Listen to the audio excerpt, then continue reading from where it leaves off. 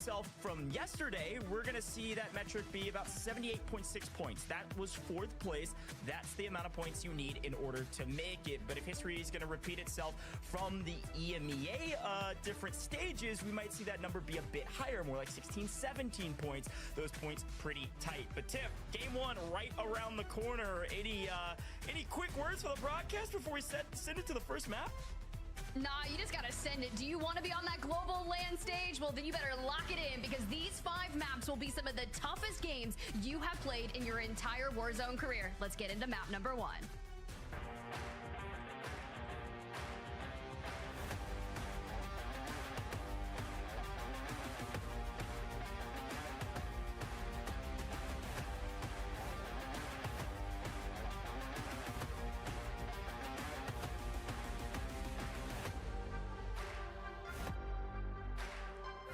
Well, the waffling is done, folks. Game 1 is here, and thanks for staying patient. I'm excited to get into it. I'm sure you all are as well. And, well, as a quick reminder, as we drop into this very first map, we're only playing 5, folks. There's nowhere to hide. There's nowhere to run. You can't drop 2, 3 maps. There's a lot of teams that did that yesterday, and we're not going to see them in the grand finals. So figure it out and figure it out early. Our litmus test is here. First map, ready to rock and roll. And look at the zone here, Tiff. It looks like we're going to be hanging out fairly centrally located, maybe favoring that city location. Frankly, didn't even really see a city in circle yesterday, so it'd be good to see one today.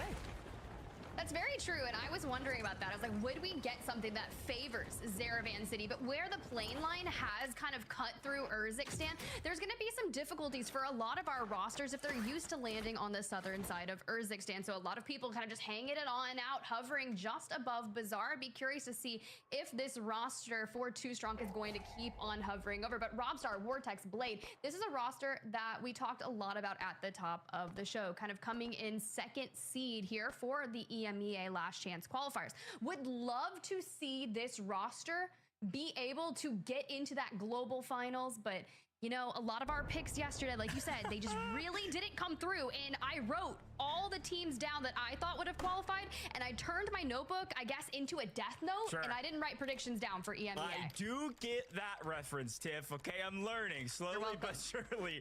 Yeah, I'm excited to see some early contested drops. I think there was some chatter here and there on broadcast and off broadcast about Emea being a bit slower. I don't know if we're gonna see that today. You gotta be top 4. You better get a move on right now. It looks like our German trio is doing that. Scuffology already on 1, pushing what looks like Team 15 right around the corner here in Riverside.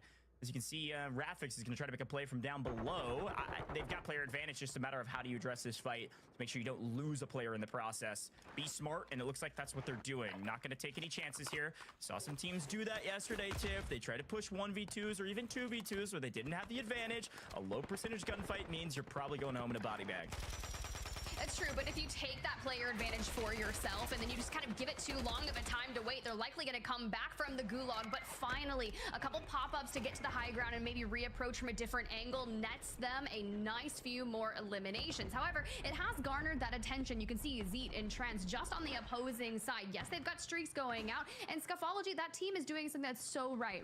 Just smoke and disengage. Focus on kind of fighting forward, and we think about the number of eliminations you need per game to hit that metric you were talking about while we've got a moment here, that 15.8 or so. I want to see 2 to 3 solid team fights on your rotations, and you know, this is the way to start it off. A great way to start it off. If you're Prado, need a big one here and need it now. We're just getting started, but it feels like we're already in the end game almost, because so thin. You have to get these kills, and Spyro's team falls. You hate to see it from that squad.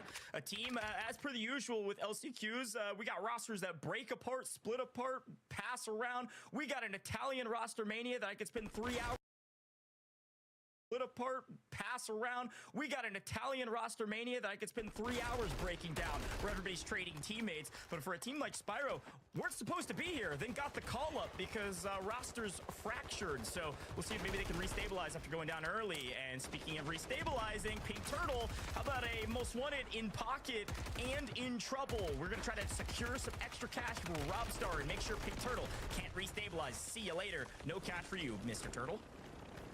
Too bad the trap was already set right there as they collapsed around it, but now we have to focus forward. You've got that roster, number 12 on the screen coming on in. That's going to be too strong, and there's not a lot of cover in this nearby area, but if you're going to rip that last player and then kind of disengage over here, it's smart. Start putting up a couple team fights like we mentioned, but making sure that you're not overextending too far out into the open, because, you know, some teams still rocking a player on that Car 98K despite a few different iterations of nerfs is still nice to have for those mid to long range engagements. You can see Blade, Vortex rotating on out, you know, Be Groovy and Physic, hey, they want a piece of the action. Yeah, they definitely do. Again, another team that made roster changes. About half of our teams here made roster changes, specifically 17 out of 20 teams.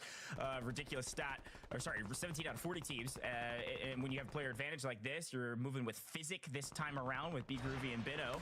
Would love to clean up a squad that is down a player, but back to the action we go as we see Clapper making a move. Squad 9 on your screen. For the most part, people at home, if you see a number, that's kind of what they were quote-unquote seeded coming in. Now, that's not holistically true. We'll try to keep you updated on some of the teams that were subbed in because of roster changes and roster fractures, but for the most part, that is mostly the case. But if anything, if we learned anything from yesterday, Tiff, the on-paper top 4 didn't make, the in our heads top 4 didn't make. I mean, it's just about to be chaos, so really none of this matters, just about who performs today. It really is, and if you're going to be rotating in through the Seaport district, having a couple of these isolated fights before you start kind of carrying on that rotation down towards the south of Urzikstan, when you have a lot of playable space in Zerevan City, in Zerevan suburbs that are going to be left, you want to make sure that you can go ahead and focus on that rotation with enough time to set yourself up for a proper building. Now, for Clapper, Zakar, and Rocket, I think it's vital that we get some eliminations before we get there, because think back to our match 1 winners yesterday in NALCQ, that team sit rep. They won with only 10 eliminations because they were so focused on the rotates. So you can see that the opposing squad, they're like, hey, we're wasting a lot of time here. Let's go ahead and disengage. And I thought Rocket was going to be able to rip one out through that rotation. We'll just have to wait and see. Yeah, just a hair slow on the read that they're going to rotate out. So frankly, a great play by their opponents. Again, would love to see this team remake, or at least part of this team, remake LCQ history here and make global finals. But again, this, you know, Enigma broke it down beautifully. This Rocket team with Rocket and Zakar, they actually got second last year in the LCQs, barely missing out on global finals during the normal stages. I remember cursing them and saying they missed 1 kill, and that's that was the kill they needed to go to global. So luckily they were able to make it through LCQs. We'll see if they're able to do it again this time around. Love the support that they received on LAN last year. But off to the bridge we go, which means, well, you don't have a lot of cover. So even from distance, getting peppered, you're going to have to use some of those resources. Now, as per the usual, Tiff, it's smoke and run, smoke and run.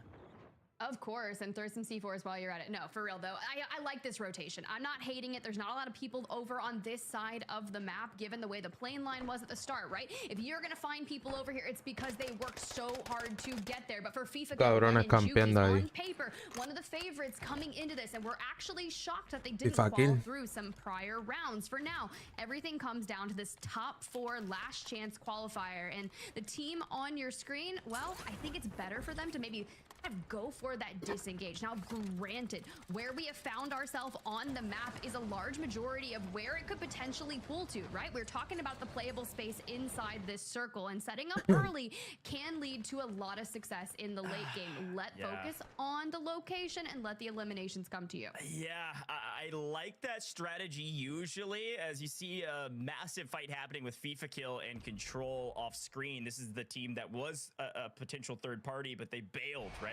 Went all the way over here to way across the map, actually hitting the redeploy across. But I don't know, Tiff, like, I like that strategy, but I think all the teams that had that strategy yesterday didn't secure the top 4 position. Like, you can't just go that early with basically not a single kill to your name. Like, you've got to get eliminations. And I said it yesterday, I'm gonna say it again today. If you secure a 2x multiplier with less than double-digit kills, you are doing yourself a disservice. It's not gonna be enough. You've got to make those count, and this is what you need to be doing. You need to be flying and frying. Edge of zone, I think, especially this early, is fine. You can make a big rotation with a vehicle, you know, redeploy, whatever you need to do to get across the map quickly with not, you know, losing your life.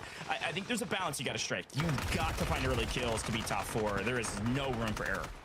There really isn't. And for Black Bandana, Viero, and Belv here on the screen, they're already working towards some eliminations. We've got 0 so far, but can we stack this staircase? And the fact that we peek right on in, and that's definite a delay. Trying to get some angles on Monzo, finally dropping them. Gonna focus forward, make sure we get our armor plates back on, and the full comes through. Regardless, you need to be careful on these engagements. You can already see that one member of that squad has just been like, all right, look, I'm looking for my regain. I'm just gonna get out of dodge right now. And it's smart, but when you pop up UAVs and you start looking at who's going to be around you, there's not a lot of areas that are going to be rotating in through this Opal Palace and into Old Town, right? Because of the way that circle decided to kick towards the west goes, we could be in for a really wild endgame. Yeah, to be very clear, we're down 6 squads, and here's a couple of them. We've got squad 20 gone, done and dusted. Paxor out of here in the very first map. Not a good one. Team 15 out of here. Kong gone. Team 10, Skinner, Pink Turtle, fully eliminated. We're talking big hitting teams. A lot of folks, you know, really looked at a couple of those squads and said, hey, we can see them doing really well. We saw Paxor with some crazy plays during the couple stages leading up to LCQs today, but dropping map 1 with little to nothing to show for it, gotta be brutal for some of these teams, and hopefully they'll be able to regain. But back to seemingly outside the action we go here on the outskirts of condos, looking for a play in from Visions. They don't have to move, not yet, but again, no kills really to boot. So it's like, where is this team rotating behind us? Well, we found them. Team 33 rotating in, and they're going to hit the redeploy as well. Ideally, we'd like to land one of these shots. Going to be very difficult, and nothing landing currently. Maybe a couple ARs would help, but not right now as well. Oh, actually, it's somebody else. I think it's Aizen picking up one of those players out of the air. Aizen, a walking highlight reel. Gotta shout out that team when we can see him later. A really strong keyboard and mouse player. Yeah, they're still holding kind of down south of Cargo on that bridge, but Huncho, Agree, and Tempe trying to get a move on some of their eliminations in this early game, but not before you get caught off guard by In Tempe, holding down the stairs, forced to disengage, and you connect the thermite. The EOD keeps him alive a little bit longer, just enough for the trade, and now we're in the gulag. Yeah, it was honestly, I think if he just backs off, well, we get a good, nice gulag win. We take those. But I think if he just backs off after he gets the stick, gets the knock, replates, and then readdresses the fight, they can't res in time. Might have been able to win that gunfight, but would have been pretty difficult. We'll see if they can go 3 for 3 here. We saw some quick back-to-back action in the gulag, and they both won. Their teammate, Tempe, looking for the 3rd. Again, this is your kind of on-paper threshold team. They got 4th. Or could get 4th, seeded 4th, and unfortunately gets gunned down, but both your teammates won, so you're right back into the mix. Again, being 4th seed essentially means you got 16th in the finals, so you can repeat that seemingly some success. Might have some success here in LCQs as consistently getting gunned. We've got Strunk falling, Team 12 by Team 11 here on the outskirts, Opera House. This is what I'm talking about, Tiff. We got to play outside of zone. We got to play for kills.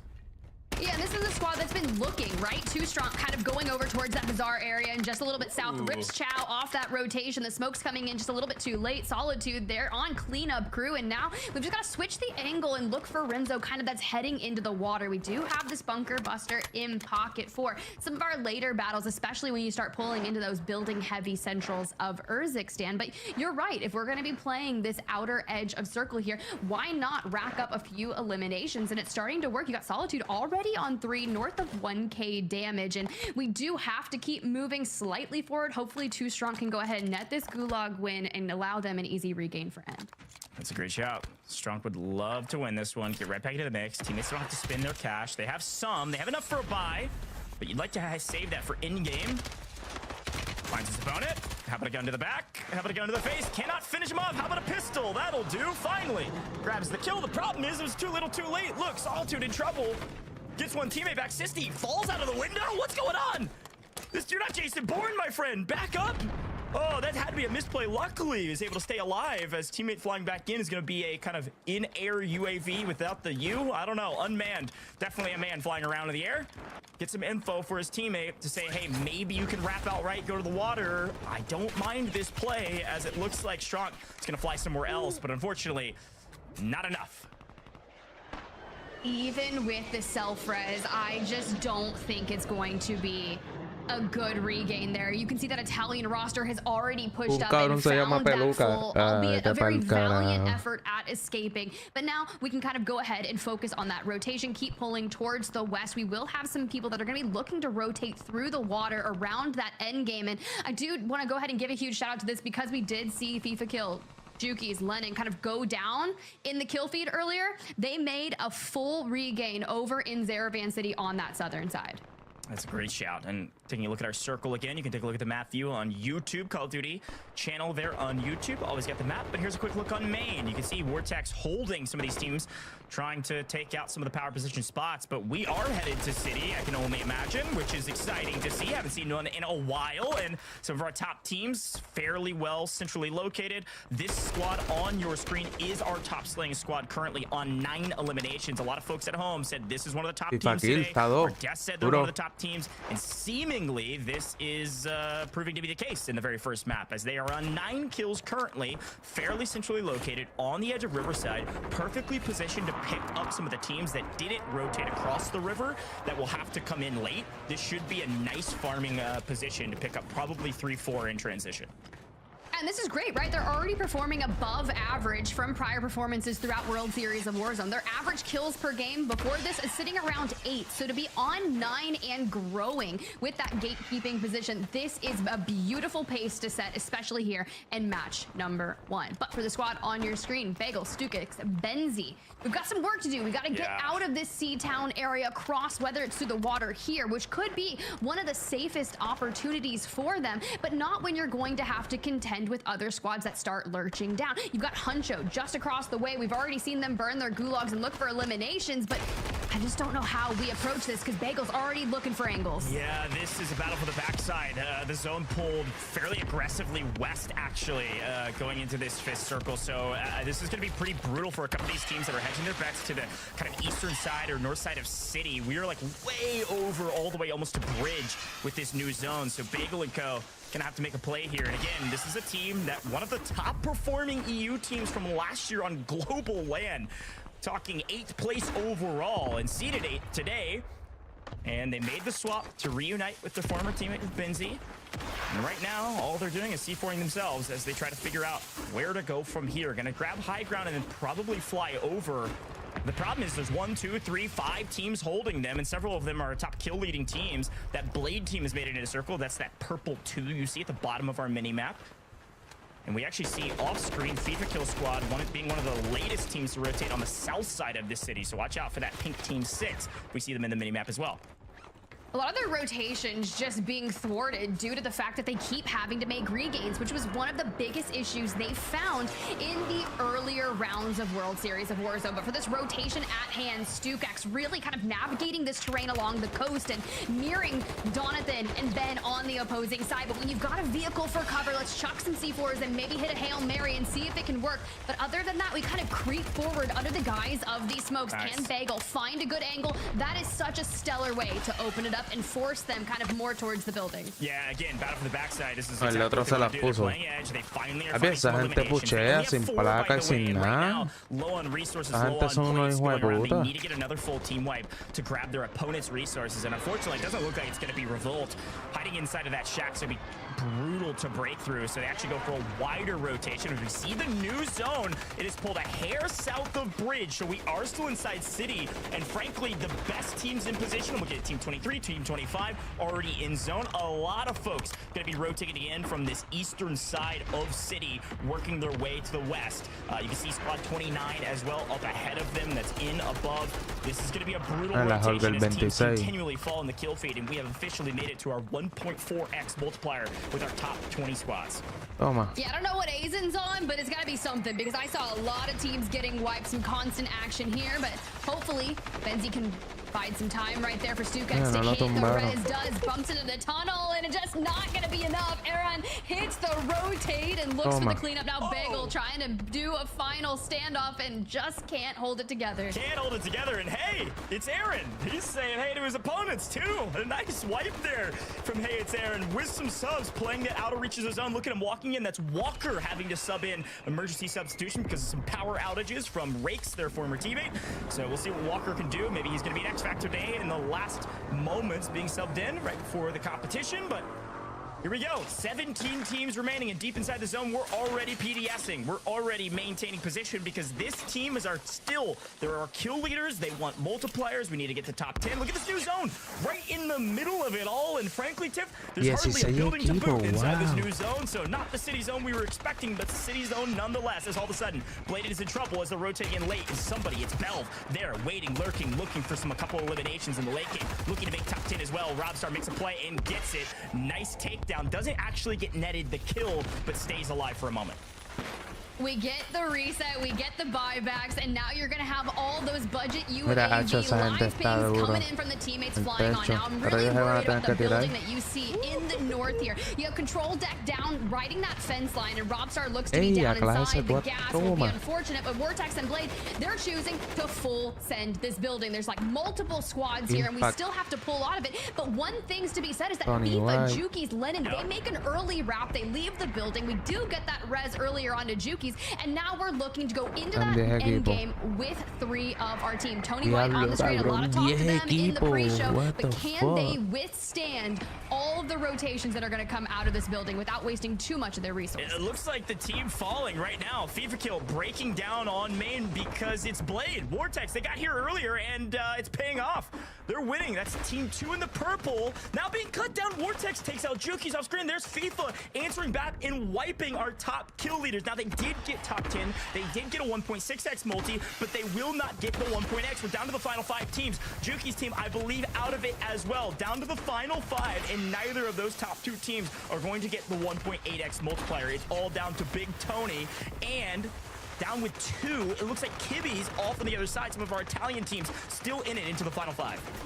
And we've got to hit that major pull. Everyone looking for the early rotation, but maybe you just worry about cleaning up the teams that aren't rotating just yet. Looks for the rotate around control. Gets iced out, and now we're into the final 3. The squad on your screen, they took one of the earlier rotations. Jesus Jr. on 4, looking for 5, but we can just play this fence line and honestly get a little aggro with it. Come on, Jesus Jr. How about a 1? How about a 2? How about a full team wipe? Welcome in, and Mr. X Factor himself. They could win it all, and they do. They bring in a substitution, and it pays off in the very first map. Team Kibby's, Jesus Jr. and Maze Pele come out on top with a nice game under their belts. And well, Enigma said Jesus Jr. was going to be a difference maker, and apparently that is definitely the case. It really is, especially when you can just kind of know your positions and your roles on your trio. It can make such a large difference. If you're allowing Jesus Jr. to kind of go out and create these angles, take these elimination opportunities, and just kind of rack up those for your team, we have this the biggest question, right?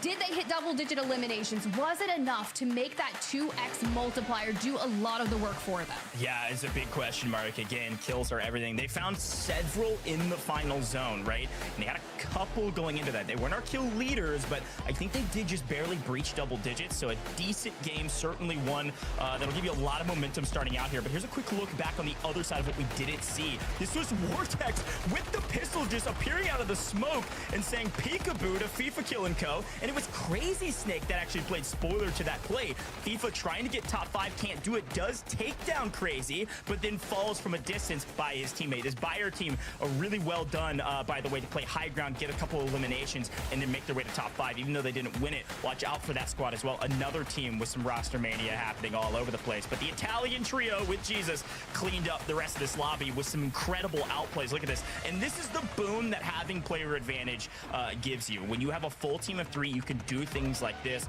playing around with cover and relying on your teammates to make trades.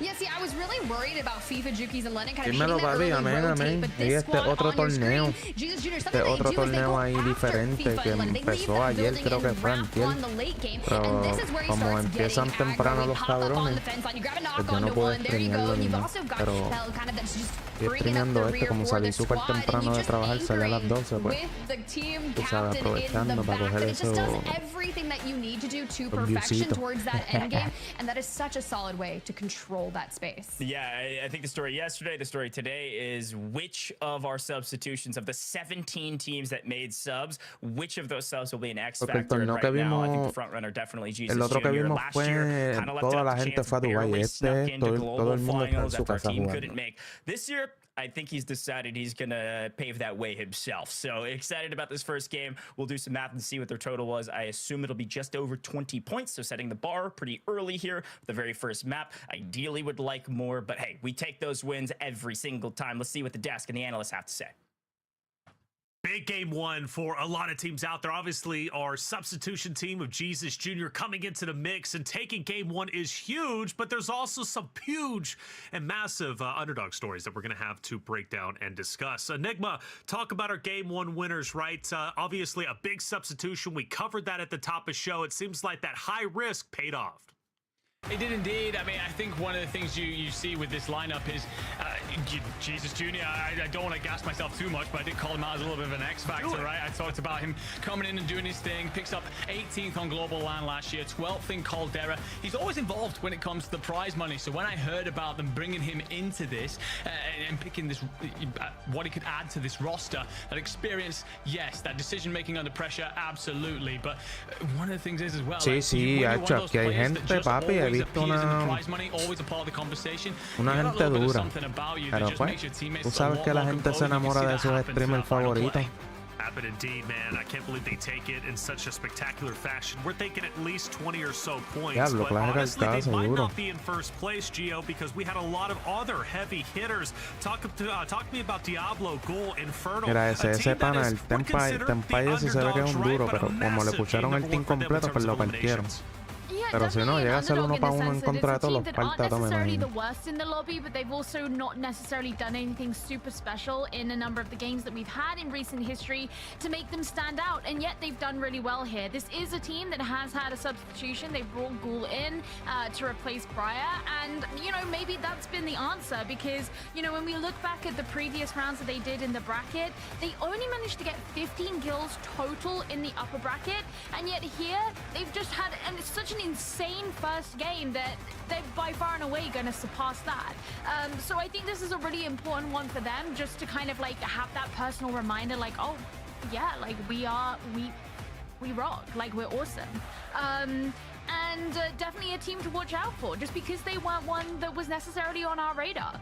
That's right. Not on a radar indeed, but they make it happen. Again, I think they're going to be up there in top 3 based off elims. But another one that ended up having, 17 eliminations, at least the last chance I had to check them out, was a Crazy Snake and his crew. Enigma, 17 elims for game 1. That was a big game for NA yesterday, sí, an even bigger game for Emea. Lo que pasa es que ya todo el mundo está cansado de estos streamers que le meten. Hay unos streamers que le meten, pero están jugando en contra de Bol. Porque tú los ves que matan 30 y pico y todo, cabrón, pero cuando ven un lobby duro, no matan, cabrón. No matan lo mismo que matan en los videos que uno ve.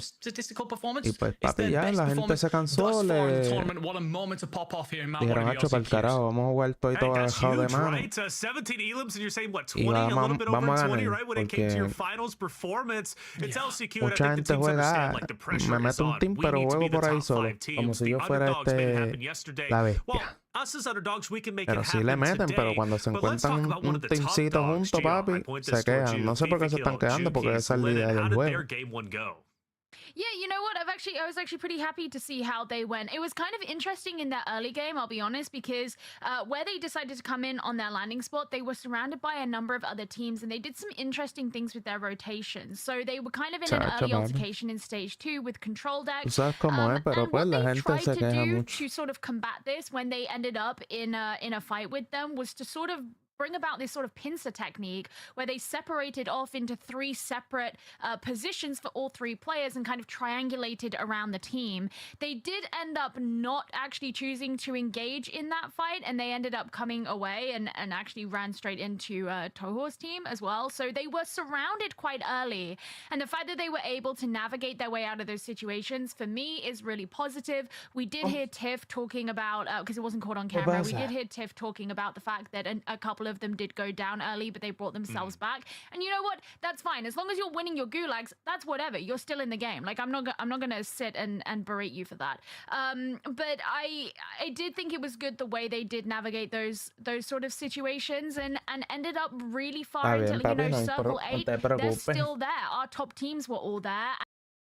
And, well, at least the people we expected to be our top teams, and they should be there. So, good start. I'm honestly relieved. I'm relieved too, you know, especially with their deep placing, eliminations. They're not going to be top 5, I don't think, but they at least are improving from the last time we had a chance to see them. Let's bring in one of our Game 1 winners. It's got to be Jesus Jr. filling in, and, well, might very well be a mainstay when it comes to this trio. Jesus, congratulations on Game 1. How you feeling? Guys.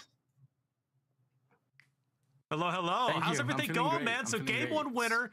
Hello. You're feeling great. I love that. Sorry for cutting you off. I apologize. Well, tell me about your roster, right? You come in as a substitute. Now you're filling in. That's why. Oh, okay. I'll let you catch up there. Sorry. I don't know how much of a delay there. Yeah, it's okay. Well, talk to me about your roster, Jesus, and how you guys came together. Okay, so Keybates, I've known him for a long time. He's been around for a long time, but I don't know. He's been good. He's been grinding. He has a lot of talent. He's very young, and like he has anger. You know, like he want to win. And I thought he could be, you know, like a good teammate. He's great in supporting me. I love his game style. He's so skilled, and I like how he plays. While Pelle is a great support when it comes to ammo boxes, when it comes to PDSs, when it comes to, you know, like tactical stuff. So I thought me fitting that team could have been, you know, like Este tipo no es gringo. Este tipo es de fit. I thought I could have been a good fit. De otro país. Yeah, that's it.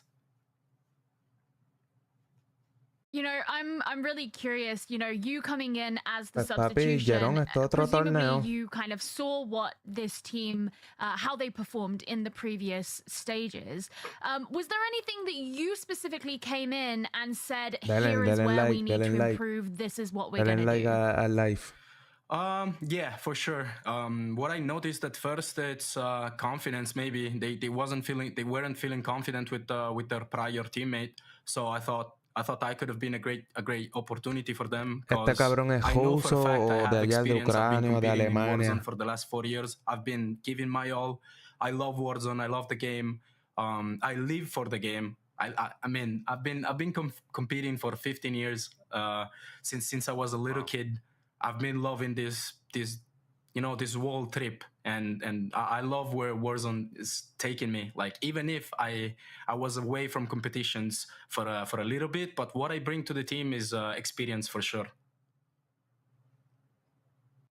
Hey, Handsome. So last year, you spoke a little bit about this a moment ago, saying you live for the game. You flew over to North America, played with Mutex and Huskers in the LCQs, qualified, got yourself through to LAN. If you managed to do that today, considering how little time you've had with your teammates, would you consider this a greater achievement? No, este no es Resurgent, este es del mapa grande. First of all, it's nice to see you, Handsome. And hey, how are you, dude? And yeah, I mean, Canada experience was insanely good. I loved every single bit of that experience, and you know, I would do it again. I would say I would do it again. For the game, Battle Royale, for the game, no I got Resurgent. passion. I can't wait to show you what's in my heart. You know, like I love competing. That's it. So yeah, Jesus, I love the passion. Hey, look, if you have that kind of passion and that kind of drive, you can go anywhere in life. And clearly, when it comes to Warzone, your next path seems to be the global finals. I wish you the best of luck going forward. You got 4 more games to lock in top 4. I believe in you. Yeah, we'll be locked in for y'all. Thank you so much for having me. Bye. Of course, brother. I love that passion, right? Passion drives this scene. Passion drives esports as a whole. I remember starting as a young commentator, and all I had was passion because I wasn't making money. And here we are today, right? We've come so far when it comes to Warzone competitive. Pues él estaba jugando, pero no sé si él cualificó ya. It's everlasting. It Pero usted no está jugando con otro Let's take a look at equipo. our standings and see who ended up on top. Gio, there was a lot of discussion. Well, Crazy Snake and Co. will take first place by a pretty good margin. Yeah, and you know what? Kind of deserved. We saw that Bayer, I think, got 10 points himself. So, pretty insane scenes there. And you are right. Team People ¿Te acuerdas que le estaban jugando con G-Tech y otra gente? Pues G-Tech está jugando con otra gente también. And I just think we saw just so many teams really locked in for that first game. I think the no, él está interesting jugando, thing is pero gonna ahora be, mismo like, no who creo que can él keep esté that up jugando. and who starts to fall by the wayside a little bit, because someone has to. Well, something to point out, Enigma. All top 3 are Italian, by the way, so the Italians showing up and showing out. Yeah, Italian Stallions absolutely flying right now. But as we move on down to our next screen, I'm looking at a player that I think should be doing a little bit more. I'm looking at that B Groovy Physic Benno Jr. lineup. I expect them to be doing bits here in this and seeing them down in 13th. It's not an awful start, but we know how slim it is to get on through to your global finals here in LCQs. That's right. Well, and two, something Y también Hisoka está jugando y el otro Biffer no está jugando. A lot wider than it was after game 1 in North America. So some of these top teams might be taken away with it without a chance for anybody else to catch up. For example, like Team Chow, who's down there in 23rd place, a big namestay, and also Team Abwiz, right? Another big heavy-hitting team, Geo, who's sitting at 24th. Yeah, no, we can kind of see the same about a number, because obviously we brought up Team Toho at the beginning. They're in a similar position, and then even I remember back when we were doing the, the upper bracket and the lower bracket round 2 and whatnot. You know, it's been Zesty and Joel's. That was another team that we brought up and we spoke about quite a lot, and they're down there in 28th place. So a number of these teams who we've really highlighted having some struggles. Struggles indeed, but it's only game 1, right? Still plenty of time to step it up. I go back to that story from yesterday, rated 21st place, then to top 4, I believe after game 3 or game 4, right? That's what it takes. And already some big numbers coming out. The biggest from Team Crazy Snake and his crew, 17 eliminations, but there were plenty that ended up breaking 10 or more eliminations. Now they just got to focus on the multiplier. Well, that's game 1 done. 4 more games to go to solidify our top 4, and then that wild card game number 6. We're going to take a quick break. When we come back, the LCQ will continue.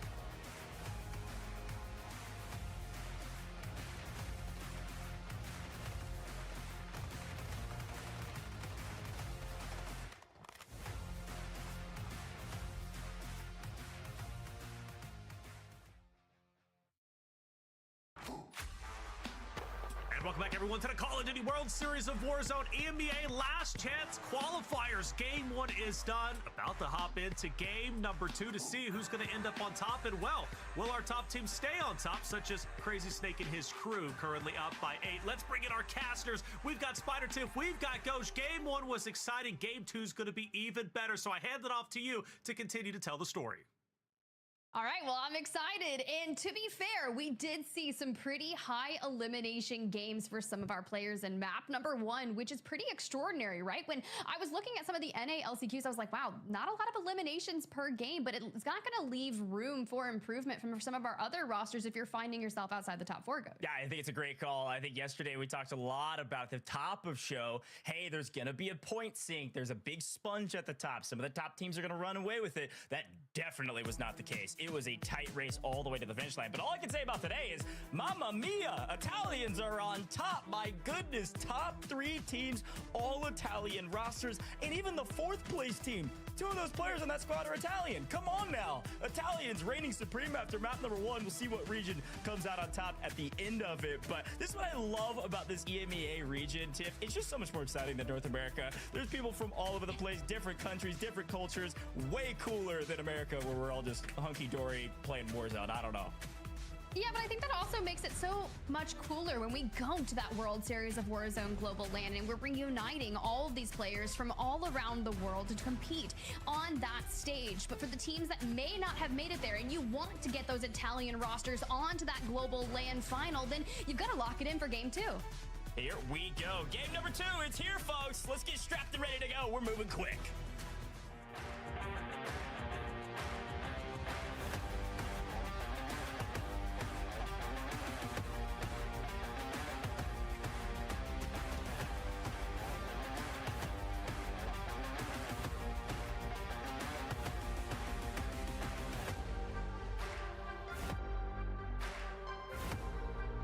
All right, well, you can see our players that playing directly above Urzikstan Community Center. We are going from the southwest and going to be ending our trajectory over by that military base, which I'm excited, right? We've got a more central line, and hey, we said turn up the action, and Crazy Snake trying to do that.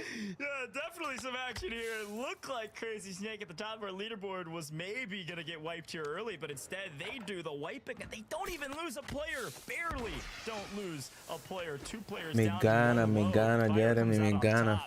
And they called it out. Ojalá. They're basically already matched the Ojalá y así sea. in the other stage they competed in. I mean, we're talking slaying early in this competition because maybe they watched yesterday and they know what it takes at this point. Now, Valve, into the gulag we go immediately after getting wiped by the Bayer squad, and right now, no bullets connecting for either player, but there's a couple. Little hip fire. How about some more? And a nice win, taking out another Italian team there with Kong, Gabs, all falling.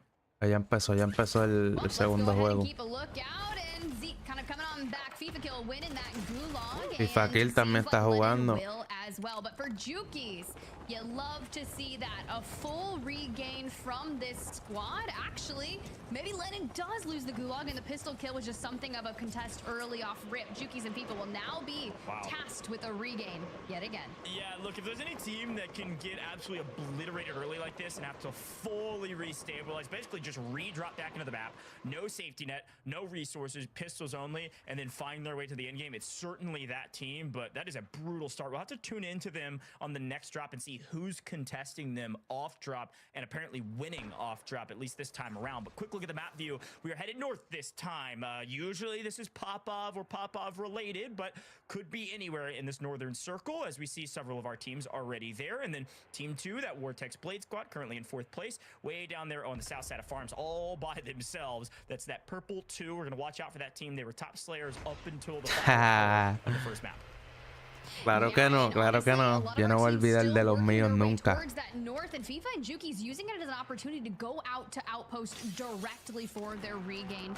Maybe that was all part of their strategy, to go to the gulag, grab some eliminations, and hit a free rotate. But for Rancid, Monzo, Spyro, time is of the essence here in Lowtown, because when the majority of the teams start to kind of work their way up towards the north, then you're gonna get all caught up in central Urzikstan here. But I love that we're breaking out heartbeat sensors. We're kind of using what you find out on the ground, and that makes some of the best players just even better. Ah, tú sabes. And this team, again, an underdog story. Didn't think they had a spot in LCQ. Y sin trampa. Offered as roster splintered, so we'll see what they Sin can do. hack, When we you sin have nada. basically nothing to lose, I think hopping in a vehicle and flying at a team is the right idea. Unfortunately, they are flying away from this team because early shots means they are in trouble. This vehicle likely low. We're going to swing around and see where they go from here as we take a quick aerial cam of the great escape, as it were.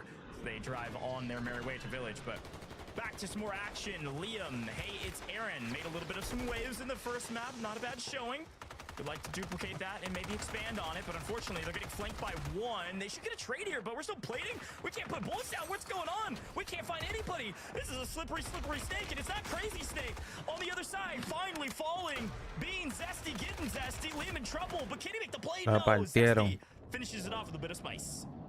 What in the world was that? All I know is we are in hot pursuit, trying to break Kangles and all that stuff through the building. Now Walker in the gulag up against Sniper Pigna, and you can see already taking those early shots out. Sniper Pigna starts hopping about, goes pro, hits the drop shot, and can't. Supuestamente hay gente hackeando aquí. Let's see if Aaron's able to do the same and get another win. Yeah, need a big win here.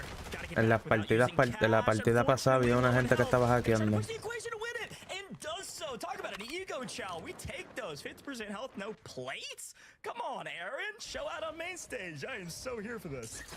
More ice in the veins, more ego chows. We're going to need it all, but we're about to get into that next circle to see where it pops, and will our over rotates toward the north pay off for our squads? We got someone standing by that wants to chat a lot about those rotations, so let's get in here. Enigma, I'm ready to hear it. First crack in the code of the evening. Thank you very much, Tiff, for the throw. And I'm going to transition into our map view here so we can see exactly what is going on. And we have ourselves a circle that is heading slightly north, slightly northwest on your screens. Now, what this means, especially for teams that are landing down around City. En la partida pasada había un team o un tipo que estaba hackeando. No sé si el team entero, pero sí. Tyson lo subió, Tyson TV. Ahí dándole promoción a mi, desde mi canal, desde mi pequeñito canal.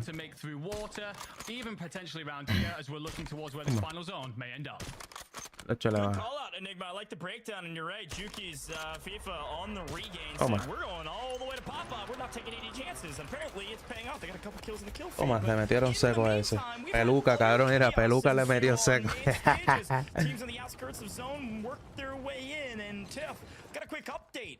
Squad 25 fully eliminated out of that lobby. Guess who that is? That's Buyer, Crazy Snake, Dummy. Not going Dummy in map 2. Top of the leaderboard in the first one. Second map, one of the first teams out. See, and that's why you've got to put down really consistent games, right? Because you're like, okay, will my first map of the day that was 30 points give me the momentum that I need in a 5-game series? Well, it doesn't always work out that way. We saw just what happened in NALCQs yesterday. It wasn't enough. So keep on moving forward, just like the squad on your roster. Pack Soar. Yikes. R7. Kind of getting cut down here. Can we see some crazy shots come out? And Zach down. And where we go? And got the full just like that from the train cards. Good love. Yeah, watch out for Aizen. Again, top seed coming into today. Just barely missed out on global finals. Está buena todavía. Le bajaron un poquitito, pero no fue la gran cosa, mano. Todavía está dando bien duro, mano. Esa está dando duro, la SBA.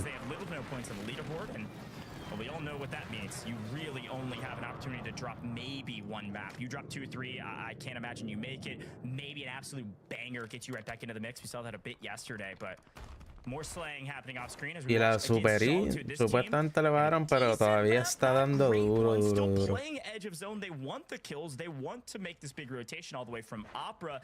It's a big one though. One of the largest on the map currently, and they have a long way to go with a lot of teams in the way. Reminder, this zone, like Enigma was talking about, is likely pulling up towards Popov, and so they have to make this huge wrap and over the water or bridge. So we'll see what they decide to do. Likely going to kind of sneak through the water here and come up from behind Pink Turtle up ahead of them, who apparently have spotted them out. It's true, right? They had that 8-point game in map number 1, which is not necessarily bad, and it's not really good either. It's just kind of that middle of the pack game that you'd like to seek to improve on, which puts them in about 16th place coming into this game. And they're gonna have to cross 2 bodies of water if they carry on that trajectory towards the north. And we talked about that Old Town area, which is going to get kind of dicey. So I'm nervous for our squads like Toyor, Paluca, Gonstachi. We're still on that outer ring of gas trying to hit that rotate. All Peters and Splowik have to do is kind of set up shop, turn around, and grab some eliminations. You can see they just get that buyback now, and Splowik is already anchoring down for the push forward. Yeah, it's a 2v3 for a moment as their third comes flying in. They gotta make a play. They gotta get a knock for any chance in this fight. Palooka, yes, being held, but they have player advantage, so they push. Gons goes down. That is gonna be a trade out. Unfortunately, it's gonna be Pete by himself. They have no chance. Their floater's still in the air. Loom said, well, information not gonna be helpful when you guys are dead. So I am gonna fly deeper into cargo and deeper into the zone. La Horus está bien pilla. La que tienes que usar es la Bell. Back to the Germans in the Bell 46, la MP7. Esa la está usando ayer y dando duro la cabrona. My COD timing doesn't work like that. I don't know. Anytime I would stop shooting, even Eso todo también depende de los perks que tenga. But I love that we kind of pull that together and keep on centering up over pop-off power. It's very similar to the zones that we witnessed just yesterday. Now we had one that pulled up kind of towards the open spacings in industrial, and then we have the one that did pull back towards the coastline on the east of pop-off power. For the majority of our teams that have been there early, we've got about 3 teams in industrial, and you got Cool still over in Kotovo blocks, trying to fit an LTV through a thin area. And honestly, this might be like the way I drive. Yeah, look, fair. I'm sorry, Cool, that we had to watch that on main. Mira para allá, cabrón, esa gente. ¡Ah! Look at this, breaks both. Snaps onto Que no tenía aimbot ese pana. Breaks of plates. They're gonna think better of that push.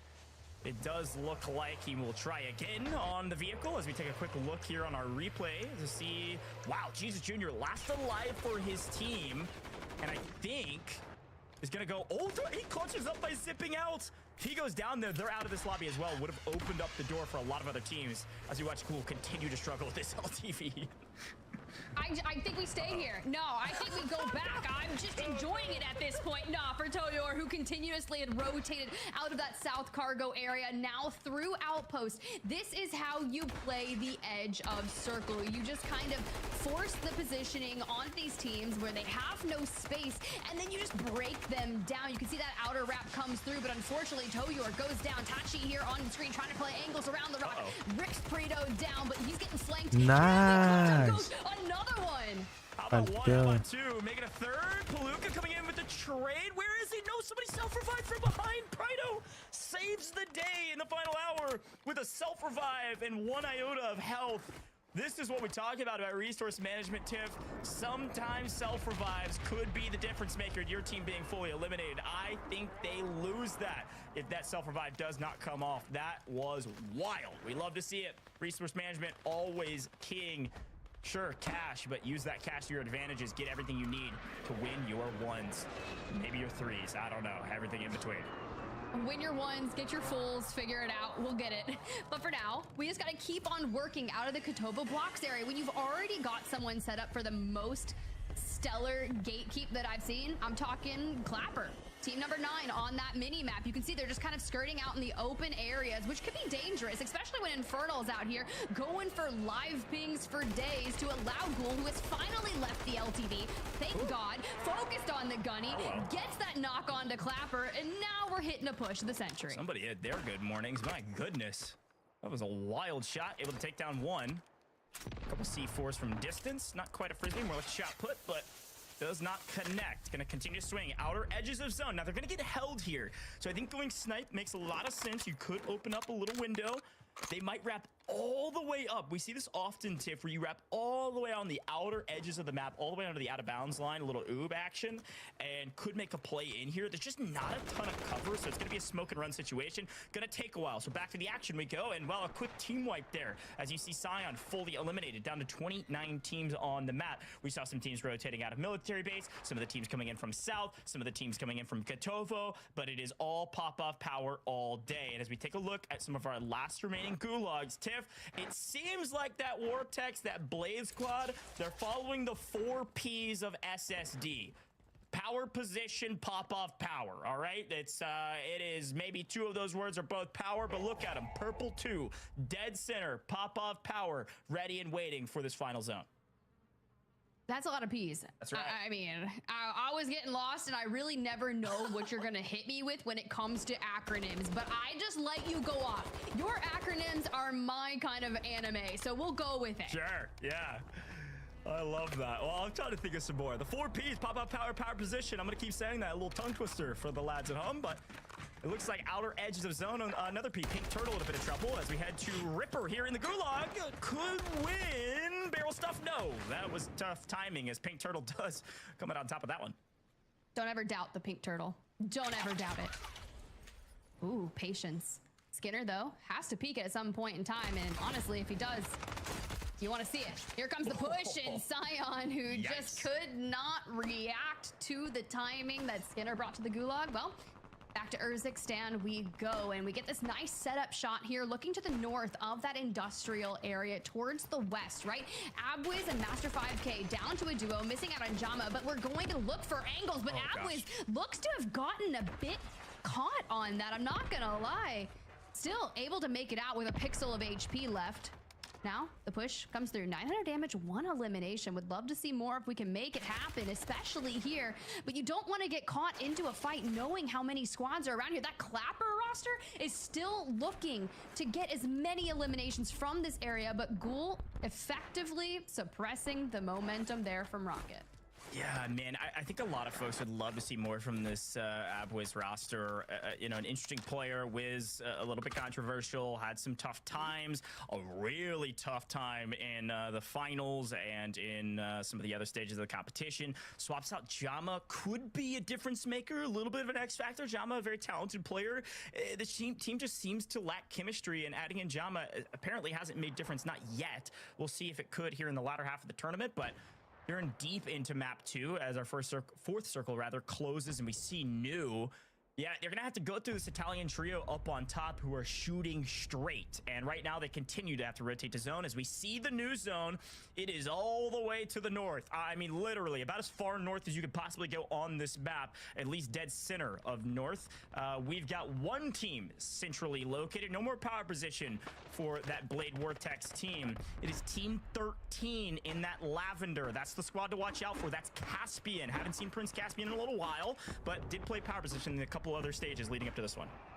Look, I know production usually gives us times on listen-ins, but eventually I want to hear how some of these squads on the most outer areas who have one of the darkest rotations to the north are gonna have to fight for it. Because you think of Lennon Juki's FIFA kill, right? Juki's on 5. Let's jump in and listen. Thank you so much, production. Listen to Len. Yeah, can we get up there or what? Yo, look at this, look, no, look at this kid, look at that kid. We got mod. I got mods. Yeah, we got mod. I'm gonna chill inside for a bit. I don't want to get fucking screwed up. Yeah, same. We can look through this door though. Yep. Yeah, they're working the bunker side. They're working bunker side. They're fighting it. We need to figure out. Yeah, as soon as that yeah. I'm going Franks. Kids in here too. Yo, look. Kids crossing on the left, please. Yeah, left ear feet as well. Yo, is it easy picks now? No. Nah, it's harder. Yeah, we just hold these kids on the left. I'm gonna make sure the kids on the right don't push us. Yeah, I like that. Crossing now. I don't think it's possible, you know, unless I go gas. Was it? Nah, we can't. Nah, I won't go gas, Lee. Just come back. No. Come back. We have no buys. We got one. We got one. We're gonna get help. Yo, please, on the stairs with me. No, we need to forget about him. We need to roll. One below. He's already pushed up. I'm rolling. They're in the building to our left. Yeah, close to me. Oh, people inside here, bro. We can get in the truck. Come. Yeah, we should. Get in the truck. Try to play placement if you can, boys. I'm dead, man.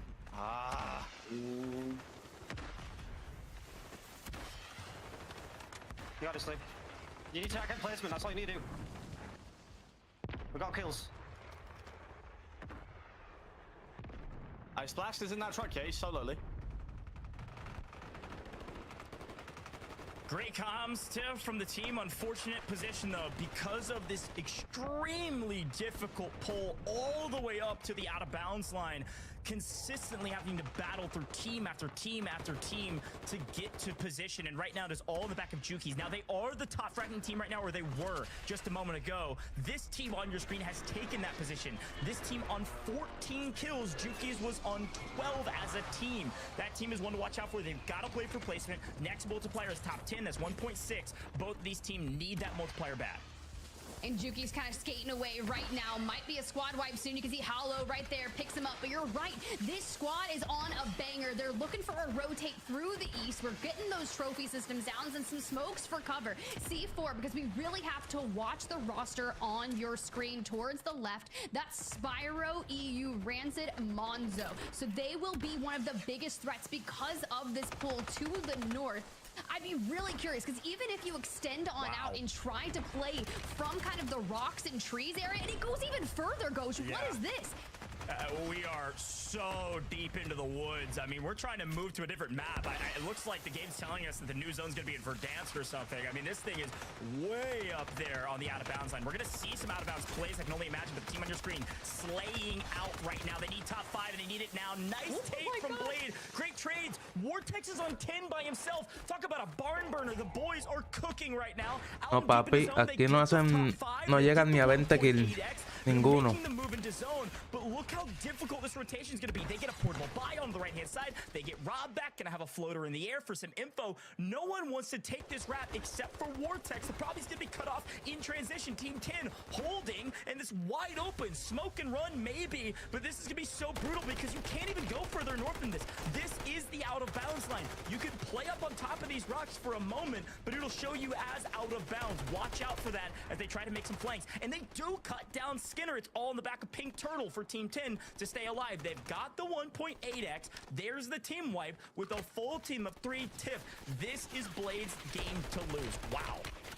It really is, and now that we've hit this early rotation, there's not a lot of cover out here. Bagel is tanking here with a PDS from the high ground, which is giving them all these angles onto that Robstar roster, and they are just using everything that they can to bide their time. When you've got 2 squads still in the gas, delaying that rotation into zone, but it keeps on pulling out towards the east. What the heck is going on? I watch a lot of Warzone. I'm not sure I've seen this moving zone. Maybe I haven't. I forgot about it. But a ridiculous pull, and frankly, a god pull for this Vortex team. They got a little bit of a flank here, but Vortex shooting straight, looking for his 11th. Takes down Zach. Has the zone. All 3 still technically alive. There's the push. Hollow just wants the points. He does get one all the way down. We'll see if he gets valued the points. No. How about a Riz? Deep in zone. Benzi's going to get second. This Bagel team doing everything they can. But right now, it's just free kills for Robstar. Free kills for Vortex and Blade. They dominated this map. A massive victory. Somewhere around 42 points here in map number 2. They were 4th going into this one. They're going to be at the top of the leaderboard after this one. Brutal way to finish it for a lot of our squads here, Tiff. But this team is on top. There's no question about it. Gosh, this squad, their average score per game prior to this in World Series of Warzone is sitting around that 11.57 mark. Now, let's kind of move back into the last stand, because at this point, this squad had to have at least had 15 No, esa zona estaba buena. between the trio. Zona estaba buena, porque ahí es donde nadie campea, ahí se sabe quién es bueno de verdad.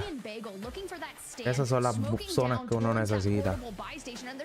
Eso de estar campeando en una casita, no, papi, vamos a entrarnos a tiro a ver si es verdad. Que tú eres bueno.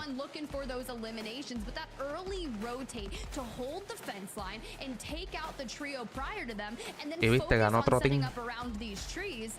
Lo más cabrón. One of the craziest end games, but they did everything right, and we usually don't say that you can, you know, lock in the top 4 based of one map. Yeah. But they might have just done that. Well, you got to think about our metrics, right? When you drop a 42-point game and you had a good map 1, Tiff, I mean, they're going to be up in like the 60s, like high 60s, I think, somewhere around that margin. Yesterday's cutoff was 78.6. They need like 12 points, 15 points in the next three maps. I mean, that's very easy to do for a team of this caliber. Now, I got to give a shout out to that Benzi team, Tiff, because frankly, if I was them, I'd do the exact same thing. I PDS on top of the building and I go, hey, there's no way this zone continues to pull to the north, right? There's no way it pulls up to them on the next and final moving zone. It's going to come to us, right? We're going to be in the best position. We're going to be in the God spot.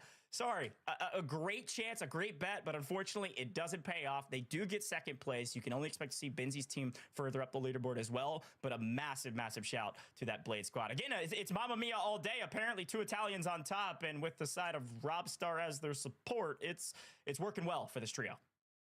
It really is. And I'm so proud that they kind of went ahead and chose the northern side of that area, because all the teams that moved into pop-off power early, but hailed kind of from that southern side, all collapsed upon each other. And we did see some LTVs trying to come out for the rotation towards the north. But the only thing is, I'm just shocked there wasn't more LTVs towards the open area at the top for the end. Yeah, Papi, le tienes que decir que está ocupado.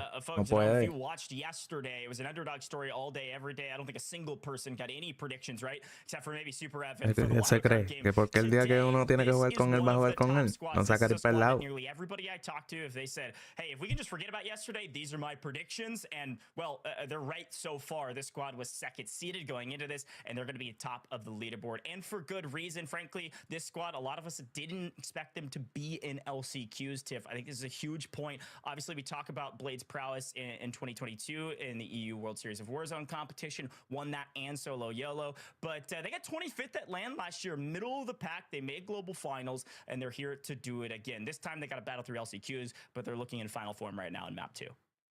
Well, it's kind of crazy that you kind of bring that up, right? I'm just thinking to their finals, their average placing was sitting around that 15.3, and that's just not going to cut it when it comes to the last chance qualifier. And you've already vastly improved those numbers, plus your position. I wouldn't be surprised to start seeing that gap that they've really implemented on the leaderboard, and knowing that your series here is short, right? It's not 6 games. We're looking at 5. And when you think about the average of 15 points-ish per game, that's usually what you need to at least lock in that 4th place.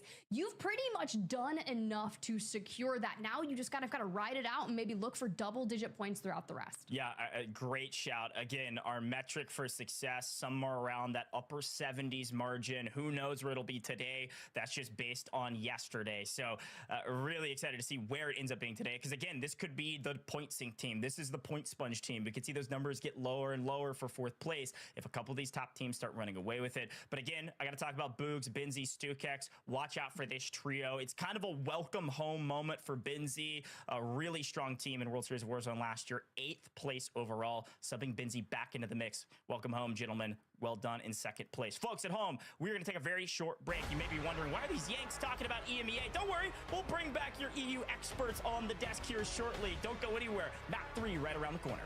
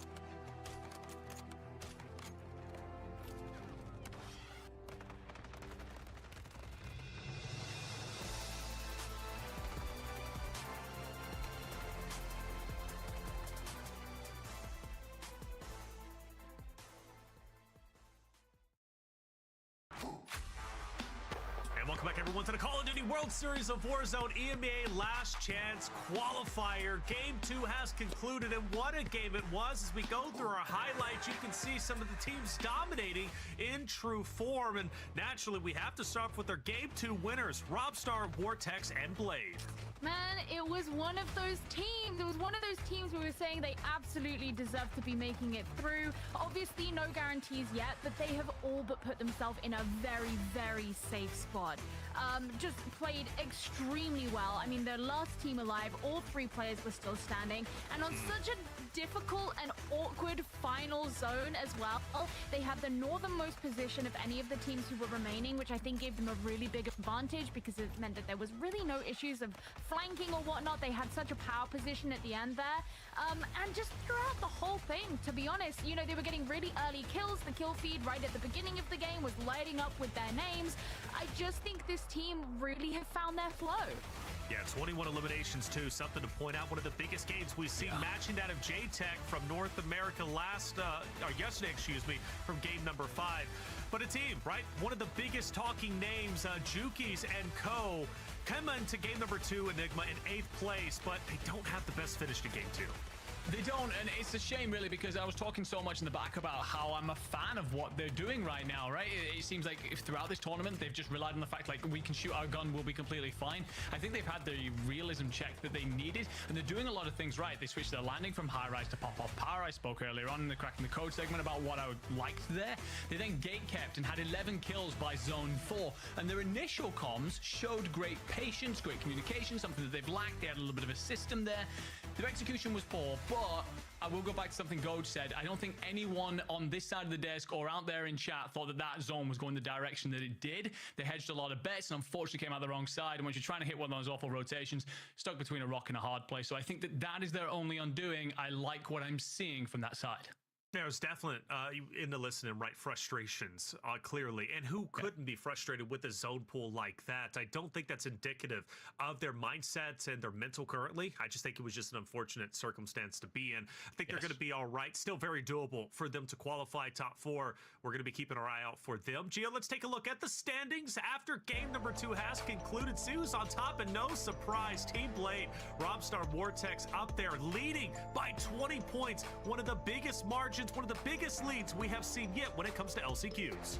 It's absolutely insane to see that they have 59.6 points after 2 rounds. Like, a lot of teams don't even hit that after all 6 rounds. This is absolutely insane, and I think is such a testament. Look, I'm not going to say they don't deserve to be here, because at the end of the day, they didn't qualify to be through already, but it does just go to show how good this team are, and that they are well on their way to making it through to that LAN finals. Well, other big names, Zach, right, sitting in second. Yes. Boogs, Dummy as well. A big game number 1 coming out from them, and a game 2 that, well, wasn't as good, but still managed to get several eliminations to put them up in the 4th. We take a look at a list down below, 11 through 20, and what names stand out to you, Enigma?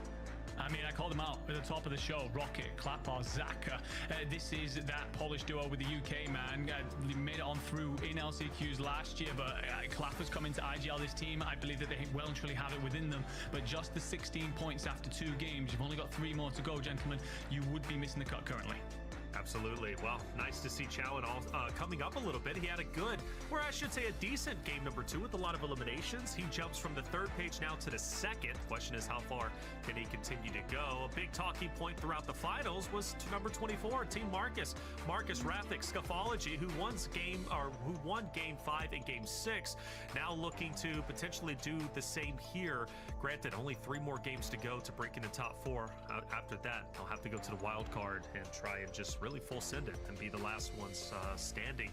Big talking points, though, obviously top 4 at this point. Robstar leading the charge in first place by 20 is huge. But then down the list, Gio, it goes from 39.6 points in 2nd place all the way down to 8th place, which is 30.4. So now you've got 7 incredible teams who could very well make a run for the top 4 placing. So nothing guaranteed, right? You want to make sure you get as many as you can, because right now that point spread from 2nd to 8th is very close. Yeah, and I think that if you are a team like Team Crazy Snake, you Sí, do papi, need to no be very tienes careful. vida, You tú wanna make sure trabajas, that this yo next game trabajo. especially is going to be really strong for you. Podemos, no Because, podemos. to be Nosotros quite no, honest, no. they like you mentioned, they did phenomenally in game one. No somos And yes, como they got ellos. a couple of eliminations, but they were also the second team to be eliminated in round 2. And they were eliminated in stage 2, right? So that is a disastrously early exit for a team who had such a strong stage 1. And that's why they're still averaging out to be very high in the standings. But that average isn't going to last, as you have to keep dividing it by a higher and higher number. So they need to make sure that they're really defending that spot in that top 8. Meanwhile, teams, for example, like Team Blade, who have shown a more consistent showing right now between those first 2 rounds, they probably have a lot less to worry about. Fair enough. And also Juki's right, sitting at 31.2. They can absolutely make a run for it. They're way more consistent now than they were in the finals, which is great news for their fans out there who obviously want to see them qualify today and go to global finals. Let's take a look at our top elimination list, Enigma. I want to see if Robstar, Vortex, and Blade are all on there. So Vortex, Robstar, and Blade makes sense, right? They're sitting at 32 elims. Who else do we see on the list? I mean, gotta be talking a little bit about my man there, Jesus Jr., right? Comes in not just because he calls me handsome, but also spoke about the kind of performance he was gonna put up. I spoke a lot about how, you know, he's this experienced player and he's always in the prize money. It turns out he just likes to slay out as well, putting on, showing exactly why he should have been part of the conversation throughout the rest of the tournament, coming in today and being the X factor that Keybase and Pele needed. There you go. The X factor they needed. Jesus Jr., I love that passion from him. And I know I went back and watched the interview and chat. All the huge fans and a lot of competitors coming out to support Jesus Jr. How could you not, right? With a smile like that, compliments coming out for you, Enigma, calling you handsome, which I don't disagree with. Absolutely. Good stuff coming out from all of our rosters, and obviously 3 more games to go, Gio. That's all you get to make it into top 4. Every game matters. Every moment you have to take. If you don't, you're going to fall behind. Next 3 games, Gio, what are we looking out for the competitor's sake? Is it boring if I keep saying consistency? I feel Not at like all. it's boring, but it's like that is literally what it is, right? You know, you can't be relying on these huge games. Mira, esa cabrona, en vez de hacerse la uña, have done well so far. They have been the teams who have tiene been más que una uña. getting involved early, not necessarily seeking out kills from teams who aren't nearby, but depending on where their landing zone is, if they've had to deal with other teams, they've dealt with the other teams, you know, and making good rotations, you know, towards zones. We haven't seen anyone yet, or any of the top teams yet, be really caught out on things like water crossings or anything like that. So I think it's just that really strong understanding, spatial awareness, map awareness, and understanding of how the other teams around you are going to pose a threat. Oh, all great talking points, Gio. And consistency, it's a consistent topic because, well, that's how you win championships. Let's bring in our casters to go into game number 3. Obviously, Spider, Tiff, and Goj to call the action. There's only 3 more games to go. So for all those teams who are on page number 2 and page number 3, they've got to step it up here and start a strong narrative to make it to global finals. Tiff, Goj, take it away. Yeah, you definitely do. I can't believe we're already about to move over into that halfway point, Goj. I feel like we just began, and even yesterday, everything kind of ran away from us, and it started to get to be a bit too late for teams to stage their comeback. So I'd like to see teams that are outside of the running right now start to kind of throw down the eliminations, push the equation, be hyper aggro, because you can afford to drop 1 game, right? And then kind of make up Aquí for it está all in cayendo the un back clase half. aguacero y está tronando, pero de que bien duro. Get crazy. I know. They need to get crazy. Look, Gio's talking about consistency. Totally agree. There's 4 C's in Warzone, all right? It's communication, chemistry, cash, and then consistency. So we're right on the money there. The 4 C's, the 4 P's. I'll think of another later. But no, really excited about map number 3 because this is where really a lot of our teams need to come alive. There's a lot of folks wondering where's Juki's, where FIFA. The Deaths broke it down perfectly, Tiff. They're 2 points away from 4th. Yeah, they're there. They're doing fine. However, I listened into their comms, and I don't know. That communication, C, not looking good right now. They were yelling at each other, talking about calls. They were talking about Juki's being on too long of a leash. Time is now, gentlemen. Let's lock in, lock and load, and get into map number 3, folks. We are chugging through this tournament.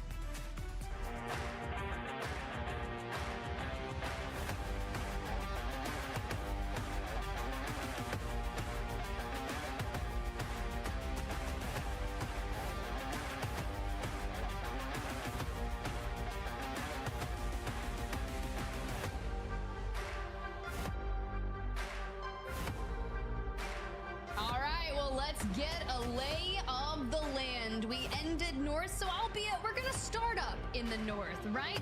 Just hovering above that Kotovo Blocks industrial area as a lot of our teams start to filter on in. You can see some of our heavy hitting squads, the top players on the left-hand side. You can see that Vortex, Blade, Robstar. I don't really know what happened already, but it seems like we got hit, and we got hit hard. Yeah, lost an early encounter, was able to grab a helicopter to get out of dodge really quickly, but you're right. A very frustrating drop for them as we take a look at, frankly, a team that is doing well. Second place on our leaderboard on the right-hand side. You can see that. Team Zach is the team we're looking for. This is a team that a lot of folks, again, they kind of put the caveat out. Hey, I put predictions out yesterday. I got 0 for 4, at least in the top 4 for the teams moving on to global finals. A lot of folks said, barring that, I think this Hollow squad makes it no questions asked. They were top seed going in. They barely missed out on global finals, and they are in second place right now. So far, Emea is mostly going to script, at least on paper script, of our top seeded teams being near the top, but Valve is going to try to play spoiler to that as a last minute substitute team came in the last hour, literally before the tournament started. They didn't think they had a chance, but a chance to make a name for themselves on main stage. Looking for the first option. How about one out in the open? Misses, not too much to write home about, and just brutal timing on the push and able to get a trade, but I don't think it's going to be enough unless Trance can play spoiler. Yes, he can. Great flank by Trance. Unfortunately, just a hair too late to not lose both of his teammates. Yeah, they're just gonna have to burn those gulags early on, which you'd like to hold on for at least a couple minutes here off the start. But in Lowtown, we're already getting mixy, and we're getting mixy early. You can see Monzo here on the screen looking for an angle straight onto Benno. But the thing is, yes, you can catch a couple plates, but all you're doing is making noise and allowing them to kind of work on their positioning. Be Groovy looking for that flank, trying to deny anyone that outer position. So Monzo just goes deeper, right? But if you extend too far out away from your team, this is going to probably result in a full send of the remaining duo unless Monzo can kind of get back closer to them. Yeah, perfect breakdown. That's exactly what happened, right? It was a 2v3 because the third was 2 split apart, and it seems like Team 18 Physic on your screen right now, a sub for this squad, recognizing now they get the res off in time to play a little bit of some trades, but not a lot of health. Really not able to make a play actually inside the building, so Rancid has to make a wrap outside, somehow doesn't get spotted. I don't know how that's the case. I guess a mortar providing a bit of covering sound. There's the spot. Monzo trying to play backup, and maybe we'll trade out Physic here, but it's going to be too little too late. Here comes the onslaught of the full team of 3, and he knows it. Monzo trying to get out of dodge. The sub for this squad trying to be an X factor, last alive for a squad, and it is a smoke and run all day, and I don't think Groovy and Physic are going to let that happen unless Monzo can isolate a breakdown. Bad timing, and well, Iota, a pixel, and everything in between, barely any help to write home about, but gets the plates back in, and now it's a true 1v1, continuing to run, continuing to isolate these ones. Okay, Monzo, I see you. I was about to say, this is a best case scenario for that opposing squad, but now Monzo just really makes it work and gets out with their life and an elimination to boot. Now this is a team's kind of fly back in. They can look for a regain over in this area. Now we do still have that relatively central zone that we are pulling towards, but from some of our squads that, you know, since we ended in the north, maybe they want to keep on fighting up in the north since they're so familiar with it. You have that Ghoul Diablo squad here in the warehouse alongside Abwiz and Master. Now, I'd be curious to see how we're going to set up angles. You can see the rooftop relatively blown out, and I'd be curious if Ghoul can take some cheeky angles onto Master. As you can hear, their third flying back in. There's the support they need. Abwiz again on the run. This is where both of these teams have been landing. And frankly, this Diablo Ghoul squad, the Italian trio, has been coming out on top of this encounter, I think, every single time thus far. But Jama's right back into the mix as well. Likely not a ton of resources. Ghoul, can you isolate your ones? No, 1, 2, yes! Gets Abwiz, are you kidding me? You can see a quick replay of Monzo slaying out as Infernal and Diablo try to do the same. A true trade here thus far, but Abwiz cut down. Just some rough timing by the duo indoors. Not able to really do much of it. There's Jama being a hero. Well, I'm gonna eat my words. Jama goes huge, and that's 4 for this team. They needed a big win on this fight as a third party comes in. Hey, Hey, we asked for him, get hyper aggressive early. If you have to drop a 0 or a 5-point game, that's totally fine, because then you can kind of clutch it up towards the end. But this is your chance, probably the last one in the series, to lay it all on the line. Zakar here doing a really nice job to pick that one up, and now we've got reinforcements coming back in on the opposing side, but we're still working on this utter breakdown of the rosters to pick up those elims. Got to get the early eliminations, and right now Jama is doing a lot of that. Unfortunately, Jama is last alive for his team. It is a great swing by Zakar and Rocket. They know what it takes to make it to land via LCQ. Has got second last year with a different third, trying to do it again. And right now they come in third party, grab a couple eliminations, and then reset.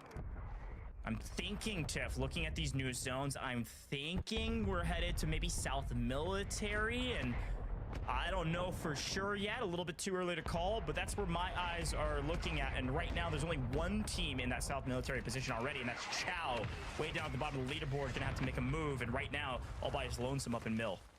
Would be a good strong start for them, right? You start thinking of kind of where they've found themselves on the leaderboard, and this would be the game to improve on it. But that #1 seed, right? Aloe, Aizen, Zach, kind of still hung up in this pop-off power area, and you do have that Clapper Rocket roster rotating in, and sometimes you got to get a little bit ratty. You like the troll under the bridge, but don't expect to not get punished for it. Has to disengage out into the main and kind of use the hill line for cover. But when you've got streaks incoming, you've got the crossfire, and just not enough smokes to go around, you do what you can to run away. Yeah, I didn't like the setup, frankly. You had one isolated under the bridge. There just wasn't a ton of cover there, so unless you grab the knock by that isolated player, you lose the gunfight, and that's exactly what happened. Didn't get the knock, had to back up, loses his life. Now it's a 3v2, getting chased. Aizen's got to get back into the mix. High value keyboard and mouse player looking to make a play in the gulag against Pink Turtle. More P's to go around. Unfortunately, those P's are headed to the lobby. Out of here. Squad 10 fully eliminated as Tomsterbomb wiped as well at the same time. You can almost thank that squad there on the right-hand side. Visions for holding down the fort and giving some suppressive fire here. But Zach, Aizen, and Hollow, they just keep finding themselves broken apart from each other as they kind of work to come back and reconvene. And when you get this full swing, there's really not much you can do. For Aizen and Hollow, we're just going to have to reset on our own and stay away from that Visions roster. Yeah, that's a great team play there, just to body stack and swing through the building, especially when your opponent is low and down in numbers. So nice win, but again regaining, again backing out.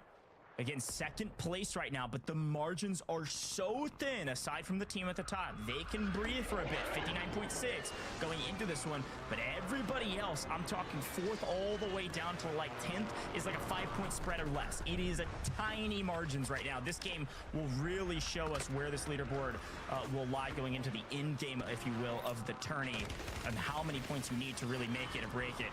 Saw some teams yesterday make it or break it in the final map with some raw slaying power, so it's never chalked. It's Warzone, baby. That's how it works around here. Never chalked. No matter where you are on the leaderboard, all you need is a massive banger map. And with 2x multiplier, certainly you could do it. But Team 27 again, restabilized, back with AB Wiz. Jama, decent little map going for them. Squad 27, they're on 5 kills currently, nearly entirely in the back of Jama.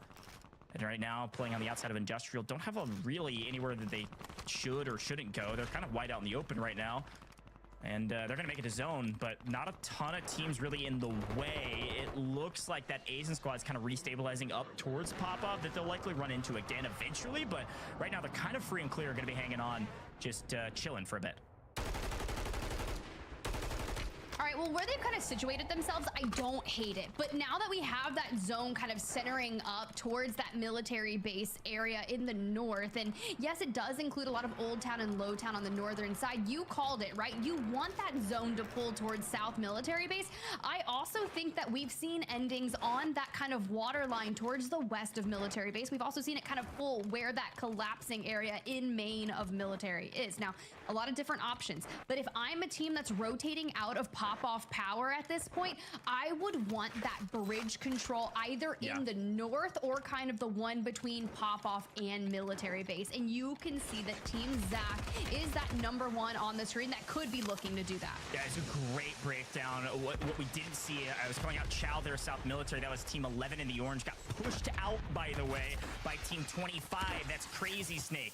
Getting a little mixy there in South Military. Watch out. That's green 25. We got to watch out for center of zone in South Military as we watch another breakdown from Team Marcus, fully eliminated. Back to the lobby you go. A nice take by Control Deck, looking to continue to make a name for themselves. This PD Quicker Control Deck squad could surprise some folks, but frankly, they need to do it now. They need a big game right now as they wrap. You can see it. That kind of, I don't know what color that is, but I was going to say periwinkle, and that's so wrong. It's not even close. Some sort of like coastal green in the 22 skating up to the right-hand side of our mini-map as Solitude lost the life of this team.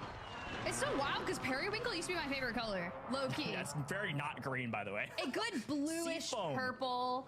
Yeah, sure, Seafoam is kind of nice, but for now, Solitude living up to the name and just kind of staying alone, looking for angles there, and the squad getting mixy in power. Now, we saw that we were going to hit this rotation out of the pop-off power area, and this squad with Crystal Shots, Doomy, King Benji has found themselves kind of to the far-ish east of pop-off. But when the opportunity arises and you want to extend kind of back into main, you want to find this last member of that squad, number 17, Infernal, just ahead of you.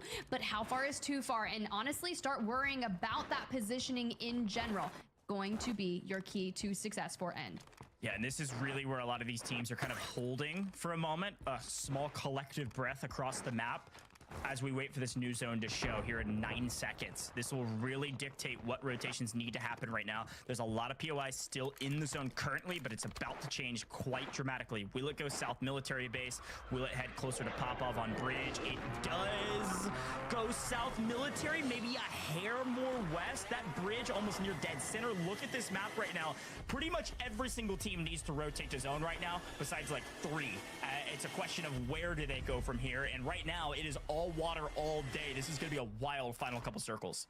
And all the teams that have found themselves kind of on that circle line all round, they are going to have one of the hardest next 2 minutes as all the teams from the outside start filtering towards that rotation. From the south, it's teams like FIFA, Lennon, and Jukies who had that really terrible rotate into that industrial area in match number 2, and that was just because some of the way these circle pulls have been happening. But for them, they have an actual redeploy zip that should allow them to kind of get situated perfectly. Now, granted, you've got to make sure that timing is perfect. Speaking of perfect timing, Blade, Robstar, Vortex, phenomenal match number 2, and they'd like to see some of the same rotation timings here in match number 3 to continue on that utter domination of this EMEA LCQ. Yeah, again, team at the top, 67.6 points currently. That's a live leaderboard. Yeah, they have 9 kills right now. Almost a top fracking team, just barely behind actually squad 23, which is Toyor. So watch out for that squad, already on 10 eliminations right now, moving into the new. Now, hey, it's Aaron is going to be saying hey to the lobby, unfortunately, out of here.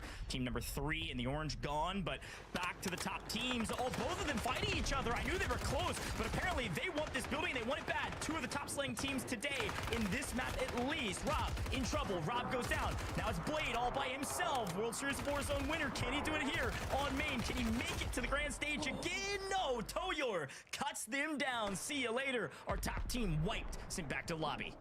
Have no fear. They've already made such a staple and a points disparity at that top 2 or really allow them a map to maybe not go to plan. But for Toyor, they're going to welcome all of those eliminations and keep on looking. For the water rotates, we knew we'd see FIFA, Jukies, Lennon being able to just skirt by that number 1 seeded roster, A's and Zach. They're not going to let up on that firing, still looking to grab one of them. You can see we're bringing in that mobile buy station, but it'll probably get knocked out of the air early on, and Jukies unfortunately going down. A little bit of wall bang action. I'm assuming we have no smokes. We've already burned through our utility on that southern side, and you are meeting the ultimate firing squad on that island. That is brutal. I'm glad we caught it because 2 things are unfortunate right now.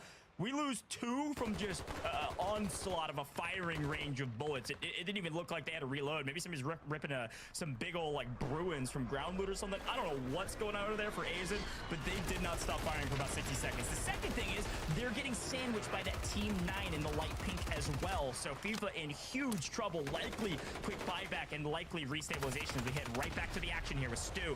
Again, this team got second last map. They had a pretty solid map. They're looking to continue to push their way up the leaderboard. When you see Boogs on the leaderboard, 3rd place, that's Bagel. Same person, same thing. Everybody calls them both. So Bagel, Boogs, all the same. This squad doing really well today. Apparently this sub in with Benzi is making all the difference. Oh, quite interesting here when you can see that pip for the circle pull, right? And you got Aizen on this island. Yes, they're gonna have to move. And you already thought we saw that water rotation out of FIFA, Lennon, and Juki's. Well, job's not done. Yeah. We gotta go over to the east. We gotta try again. Whether you go under the guise of the bridge, whether you go underneath, whatever it is, it has to happen because we are pulling off to that military base side, kind of like what you mentioned. It's a culmination of both of our predictions. And for Squad 19, well, good luck. You've got one of the farthest rotations at hand. Yeah, no, I think it's a great call. It is technically South Military, but it's also onto that bridge. I mean, we were right in the middle of the two areas. I think Team 14 really would have liked it to be more closer to South Military. That's that Kibby squad with Jesus Jr. looking to continue to make waves on the leaderboard, and they have the South Military spot. They are on the very edge of zone, so they're likely safe, but the problem is they're actually fighting Crazy Snake right now. Team 25, Team 14 in trouble on South Military as we take a look at the far left-hand side of our zone. This is the Popov power side. They're having to rotate across the bridge. Several teams going across the bridge right now, including FIFA kill, by the way. So here's the look. FIFA under the bridge. Who goes first? Or maybe you just bide your time and wait for the last possible second. But you can't go in the water because you're a sitting duck. You're not in the zone currently. You can't get to the top of the bridge. There's not really a way up here that is even kind of remotely safe. So right now you're kind of just sitting ducks as trolls under the bridge. And a vehicle could be the play. Okay. Yes, FIFA. Yes. I said just send it. This is a good way to do it. Honestly, you've got that Team Boogs roster that are going to be on that opposing side or still working on Team Darzity in the north. Yes, you're going to make a lot of noise. So maybe FIFA was like, I sacrifice myself as tribute. I will cross. I will allow all that noise. Control that quicker on the north are doing everything that they can to whittle down Team Boogs, and this is the distraction we needed. We've got the cover of the vehicle to allow for a little bit more play, and maybe we can rip some few more eliminations. You can see it on that overall standings. We are just skirting the line, 1 point away from fourth. This is what I was talking about, Tim. It's a great breakdown. Because Control was taking shots down from above, everybody was looking up there.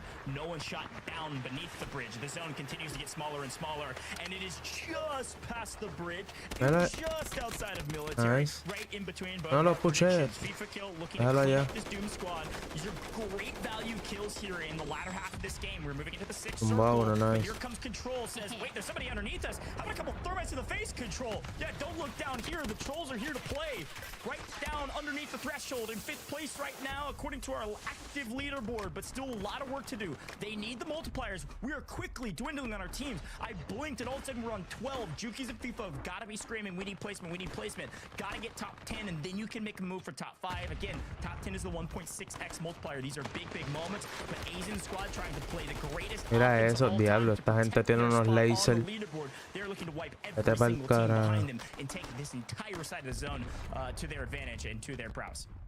Honestly, Lennon and Juki's and them just need to send a thank you to this roster, right? They take down that squad just towards their left, and it just takes a little bit of pressure off of FIFA and Juki's. Now, I'm not sure if Aizen and them are going to look for this. Oh, yeah, FIFA's already shooting. You just opened yourself up to potentially getting eliminated. Now, do we see them focus on hitting that rotation, or will they throw it for the eliminations at hand? It looks like they're going to go ahead and rotate in on that northern side because we do hit that next multiplier. We are into the top 10, and from now the only thing that can be better is going to be a 1.8, but Yuki's and them, they're not going to get it. Subió a 4 FIFA. Now, Tiff, quick update, then we got to get back to the action. They did have 14 eliminations, and they got the 1.6x multiplier, so likely going to keep themselves in contention near the top 5, top 6 overall, but job's not done for the teams on your screen. This squad, they were 2nd place going into this map, all 3 alive with a solid zone positioning. I think this is theirs to lose, especially with that Jesus Jr. team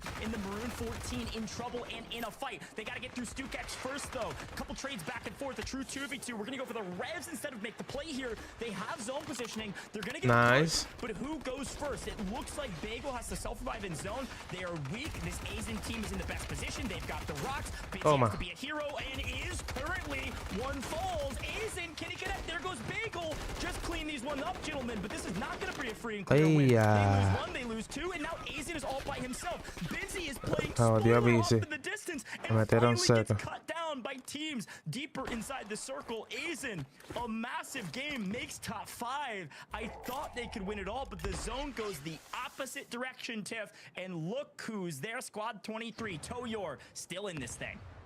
So is Team Diablo, QBs. mira That esa. kind of took that map Wow. number 1. So keep your eyes on them. But there were some really interesting moments in Jota. that fight, right? That Boogs roster was in 5th place, and FIFA and Kill and them are in 4th. So everything that they held on to do to break apart that number 1 seeded team could have given them enough to jump into the top 4. Now, granted, 1.8. Every elimination from here on out is going to be worth an Ese cuatrillo astronomical para allá, amount. mi So año. Brandon's will stage revolt. The time is now. You've got that circle pull in your favor. You're looking for the early round. Now we Nice. have to effectively take those angles, get up on this storage container, and just rip down Jesus Jr. Aizen falls, though, and into the final 3.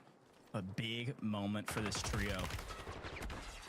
A brutal competition thus far, just barely eking round after round.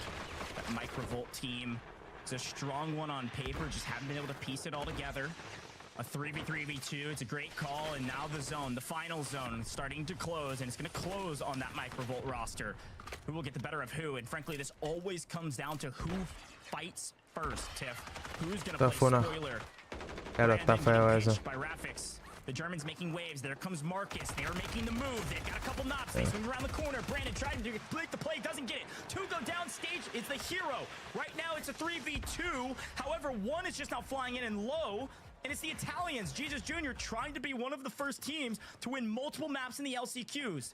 The X Factor on main, looking to throw bullets down range and grab a knock, doesn't get it, but they now have zone. The tables have turned, and here comes the push. 3v2 Tiff.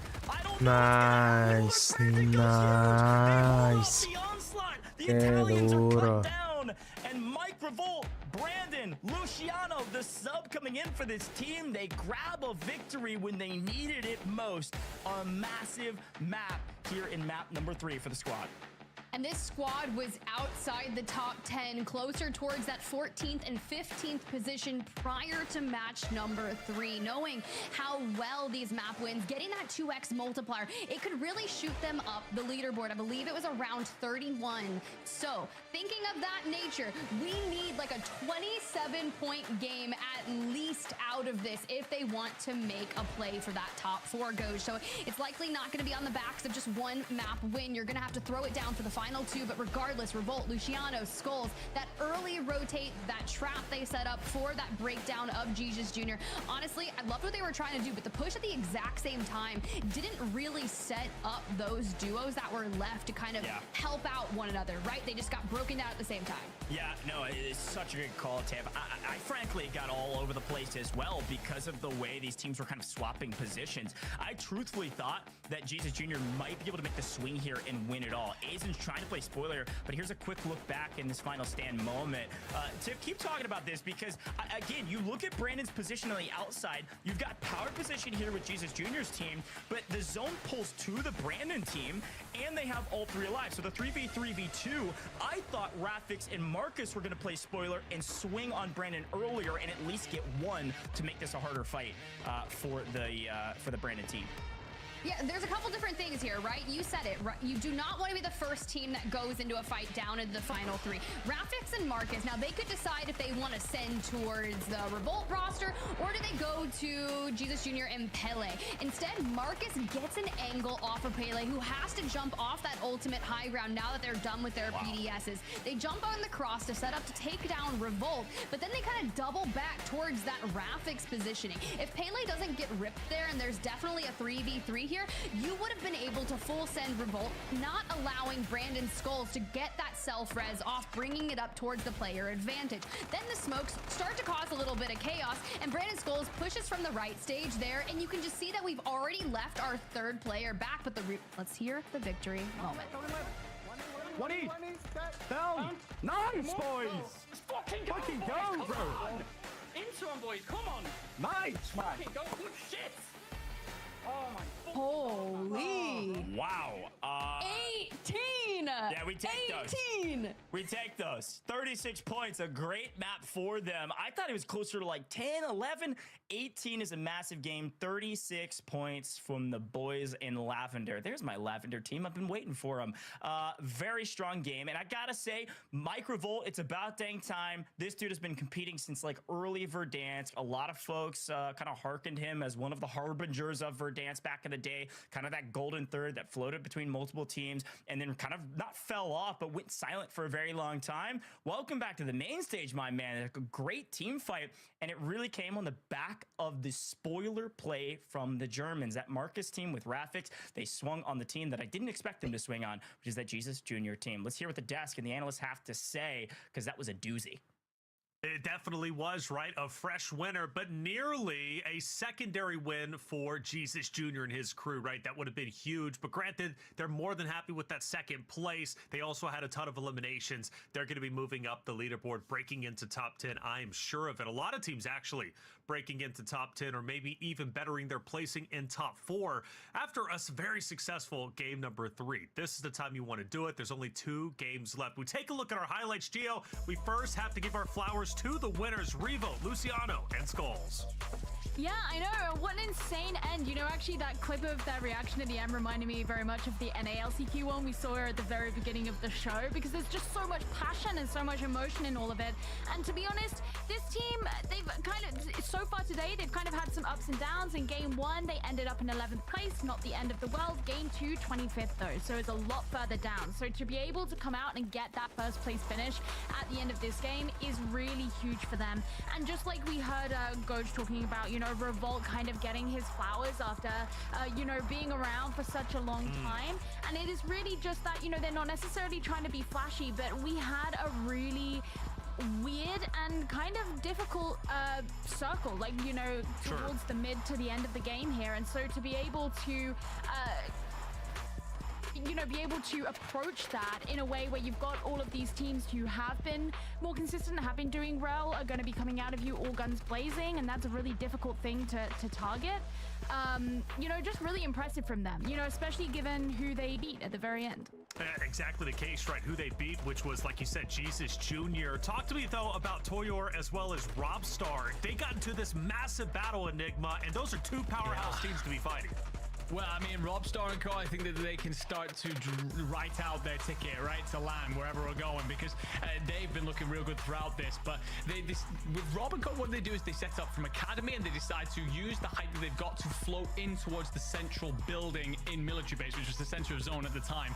Thing is, Toyor and Co had already picked up 10 kills and decided to just sit themselves centrally, play for that multiplier. But the fight that goes on there is actually massive. Toyor and Co get the first knock onto Rob, and then actually Blade nearly goes huge and goes almost to a point where he picks up a 1v3, but there's a disengage by Toyor himself to then replay, reconnect, and come back in from a different angle that Blade is caught out by. It's a huge moment from Toyor because his team then go on to place 5th with 16 kills. They were right on the bubble, right in the conversation before this map. That moment will likely have lifted them even closer.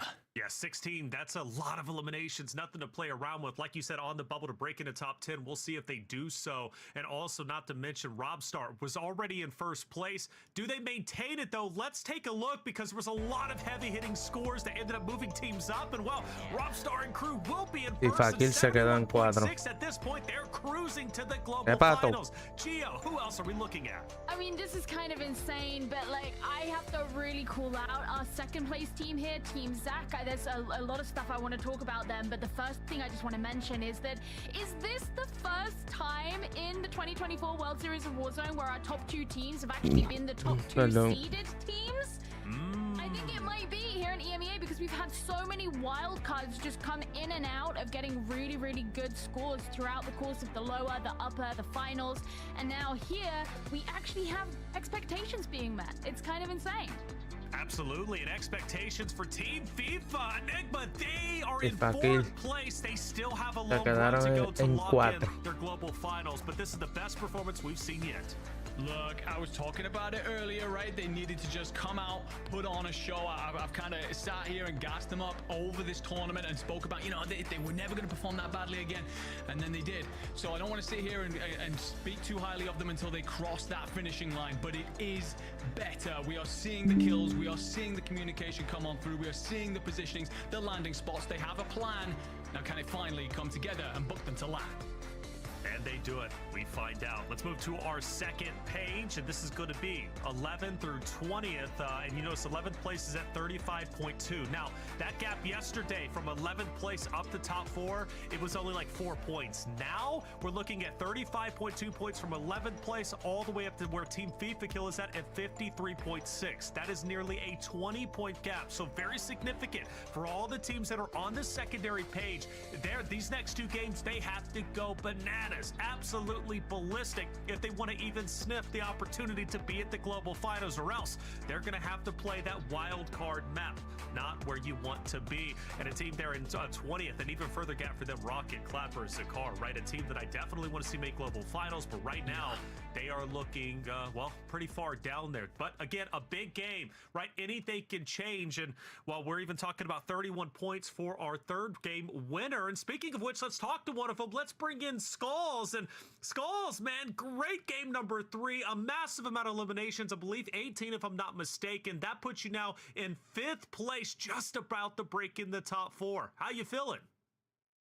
I'm feeling good, man. I'm feeling good. Honestly, the game was looking rough for us. Like, we were all dead at one point. We had one gulag. Mike won it. And then pretty much it was a rough regain. But, I mean, we got all the way to the end circle. And as soon as we killed that one team with the buy stations, I knew, I mean, we had 2 PDSs. We were set for the end game. We were set to win that. Hey, rough regain. It doesn't matter if it's rough or not. You got it done, right? 18 eliminations, 1st place, and again in 5th place, nearly about to break into that top 4. You just got FIFA, who's just above you, right? That you got to surpass a little bit. Talk to me about global finals, what it would mean for you and your roster, and obviously trying to make it there. If you do make it there, what are you looking to accomplish? Honestly, if we get there, we're looking to win it. You know, it's been a rough road. We've had like a couple switches with a team, like the roster's changed a couple times. But yeah, I mean, if we make it, then it'll be huge, honestly. I love the attitude that you've gone in with, and it's kind of something that I really want to ask you about, because your game 1, you sort of came middle of the road. Game 2, you were a lot further down. Now game 3, you know, you came out on top on this one. What was it? What were those conversations amongst your team like going into this game to actually really lock in? Honestly, it was at the start of the game, we said, like, we just have to win this one. If we didn't win it, then we knew the next couple of games are just going to be rough. We needed a lot of points. We were 18 behind, I think, before like going into this one. 18 behind top 4. So, I mean, if we didn't get a load of points, we would have been in a rough spot for the last 2 maps. So, honestly, we just went in saying, we have to win this. That was all it was. You've come into today with a change. You're bringing Luciano into the fray. What kind of difference is he making to your play that could see you through to LAN? He's very vocal, and like, we don't really have a single IGL right now.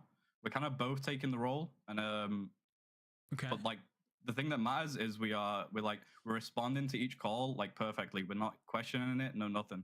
And our last teammate was a little less vocal, but yeah, Luciano's really good, and obviously he can shoot his gun, so that's all we need. Hell yeah. Sometimes that's all you need, right? Be able to shoot the gun. And well, I love the co-IGL, at least at this point in time. That might change, obviously, as a couple of months till the global finals. But regardless, you guys are in a good spot, about to break into the top 4. This is a big opportunity for you and your roster. I wish you the best of luck in the next 2 games, brother. Thank you, man. Appreciate it. Course, Skulls, there it is, right? Mean a lot, obviously, to make it to the global finals, a fresh roster, but they're still figuring it out. And you know what? That's a consistent story we've been hearing in the LCQs, even from those who have already qualified from the NA side. Hey, we're a new roster. We formed a week ago, but we're making it work, and we're learning as we go. And sometimes that honeymoon phase, it hits different. And well, for these guys, it absolutely is hitting different. I wish them the best of luck, right, breaking into the top 4, but they've got some stacked competitors to go against. Speaking of stacked, let's take a look at our top top elimination list and see if anything's changed a bit. Well, no surprise, we still have one of first place up there in Vortex, Geo, sitting with 16 elimination, but Boogs not far behind in second. No, and I mean, Vortex, to be honest, has been an actual machine, because I think 12 of those eliminations came in the last round, which is kind of insane. So he's been doing, it was something like that. He's been doing absolutely insane. And yeah, kind of interesting actually, because one person who was on this top eliminations list who isn't on it now is Huncho. And when we were going through the teams, you know, Huncho's team is actually down in something like 22nd right now. So I was very curious to see if he was gonna retain his place on the list, which he obviously has not. And I guess that's kind of a sign like that team needs to pick something up, because, you know, we've got some players here are just making themselves very much at home. Hey, at home indeed, especially in first place currently at 71.6, being Robstar and his crew. That is a tremendous lead. And honestly, at this point, Enigma, I think they're going to qualify. Anything can change, though. But I want to talk about our second place team currently, one that we covered in the beginning, or at the top of the show, I should say. Zach Hollow and Azen currently sitting in second at 63 points. Very comfortable in second, but not comfortable enough to where they can slow down in the next two maps. No, definitely not. I mean, at the end of the day, you are a hair's width from being eliminated from this. It is purely top four. I feel like most of the time you'd be sitting in second, you're just thinking, like, yeah, you know, it's going all right, we're doing good. But Team Zach here are going to be well and truly looking over their shoulder. I think one of the good things for them is that typically they start slowly. In finals, that was no more present, and they really had to play a chasing game. Whereas now, you know, when you're leading this, you might feel there's a bit of a target on your back. But in a lobby the size that we have here in Warzone, you might feel a bit more comfortable executing your play style, going out and doing your things, especially when whatever changes you've made between finals and LCQs seem to have gotten you off to a hotter start. Well, it's fun to talk about playing your style. And Gio, we had a chance to actually talk while the game was going on, watching Azen and his crew on that island, right? Just kind of out in the middle of nowhere. Those water zones, they're difficult to maneuver, but they were doing their best. Yeah, I made a little joke saying they're repopulating the earth. You know, they found their little homeland. No, but it was a really cool strat. I mean, to be honest, once we saw that that was the way that the circle was going, there was going to be a lot of, you know, water play. That's right. So you know what I mean. You know, they found their little island. They were right in the center of the circle, and they were pretty safe. You know, we saw a couple of teams who tried to aggress onto them a little bit. They were pretty locked down. They got left alone. It was only really the point at which they became on the edge of the circle that they had to start moving. And even then, they ensured that the landing spot on the other side of the water was perfectly clear for them to be able to do so. They moved towards the bridge, which is where FIFA Kill's team were playing, and they just made sure their rotation into that final circle was really clean. And I just thought it was a really well executed play. It was. It's never easy to traverse, especially be center island and then traverse across the water while getting beamed and to make it to mainland. But they made it happen, and that's why they're currently at number 2, just behind that of Team Robstar and his crew. Hey, chat, by the way, just a little shout out. Did you guys know the Out of This World pack is available now? This bundle includes the Spaced Out Operator skin, Rocket Weapon Blueprint, Decorated Emblem, and more.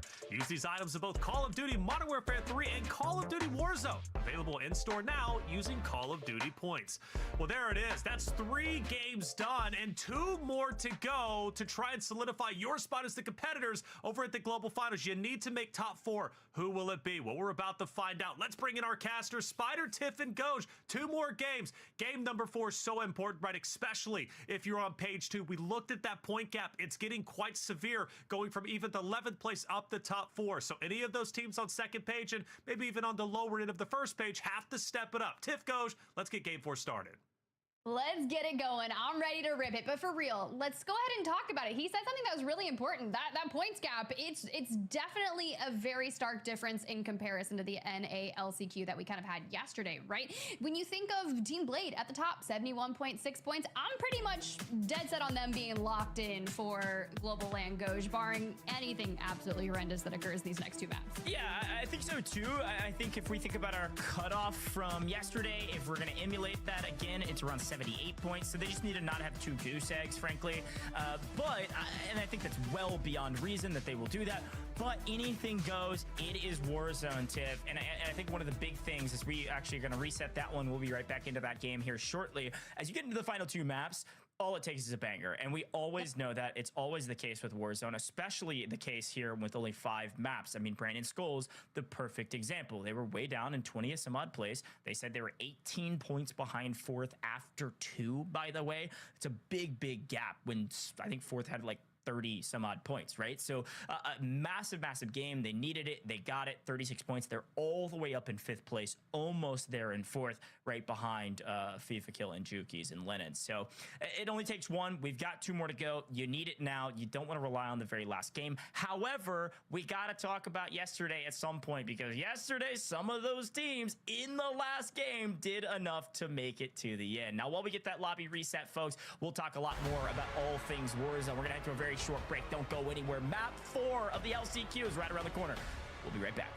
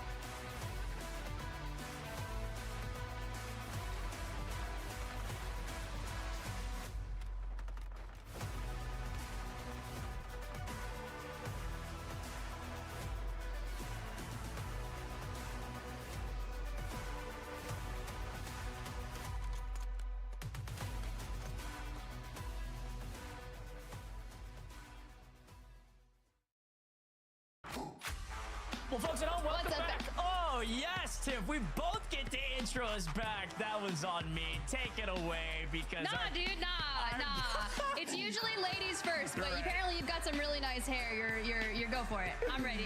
I'll wait. No, I'm excited to get back into the map. That's why I just got too amped up. We got to take a look at our leaderboard, though, before we head into map number 4. And Tiff, I want you to break it all down. Do you?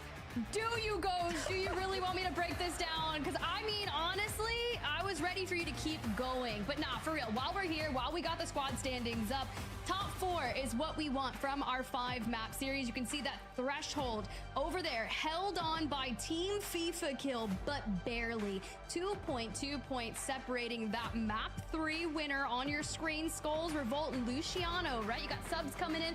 They're doing what that work needs to happen. Now, granted, if Jesus Junior squad right there in 6th place would have went on to win, it could have been enough with that 2x multiplier to put them back into the 4th place, considering they won match number 1. Now, here's something interesting, Doge, because match number 1, the winners in NALCQs yesterday went on to place, I believe, 5th at the end of the day when all was said and done. So they're not going to the global LAN, and we really want to see some Jesus Junior, not because he's super nice and obviously loves Enigma at this point, but I've got, you know, I'm a fan now. Yeah, I'm a fan as well. And speaking of the teams that are maybe not in favor, let's head down to the next page of results. This is 11th through 20th. Now, this is where things get a little bit scary. If you're maybe right dead center of this page, Pink Turtle, I mean, this squad, it's possible. You just need a pretty big one. This is pretty much exactly where we saw that Revolt team a moment ago, down in about 20th place or so. They're down by a sizable margin,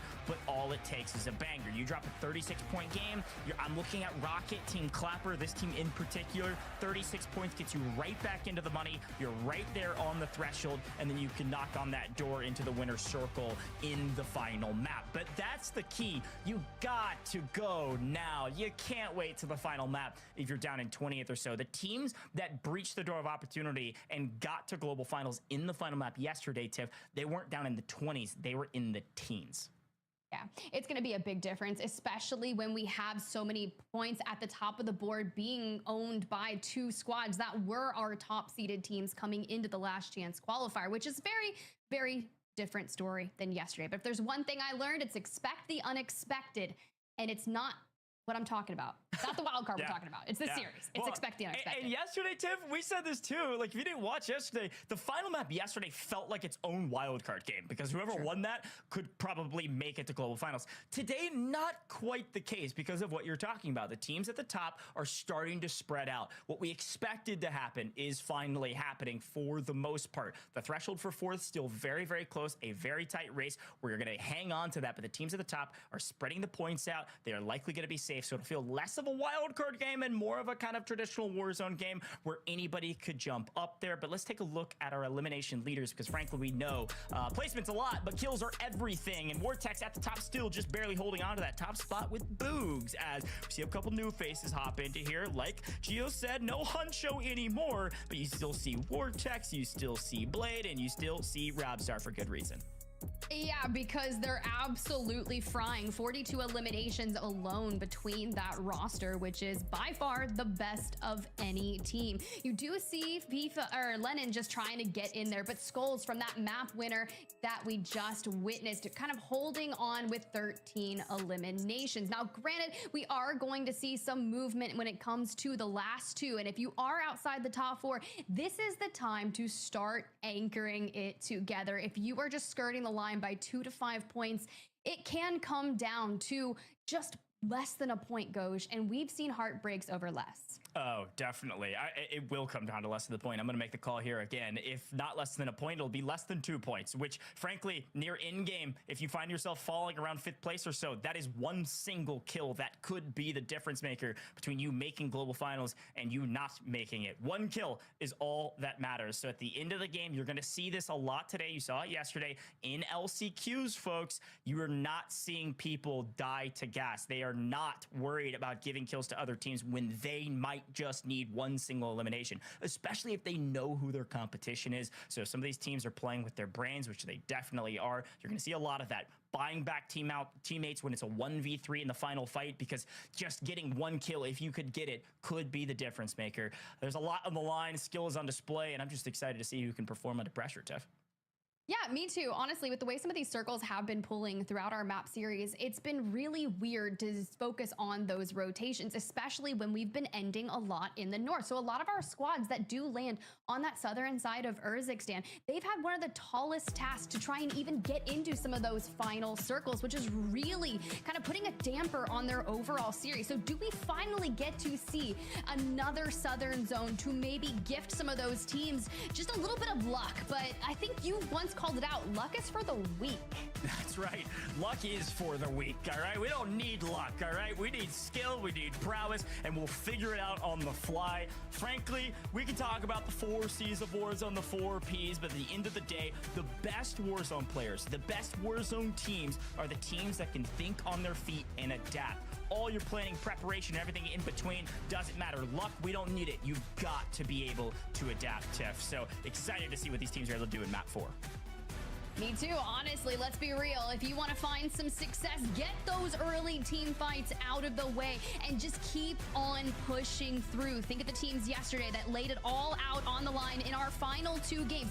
Do you want to go to that global stage and compete for $1 million? Well, then you better prove it. I want to see everything that you've got right here in drop number 4.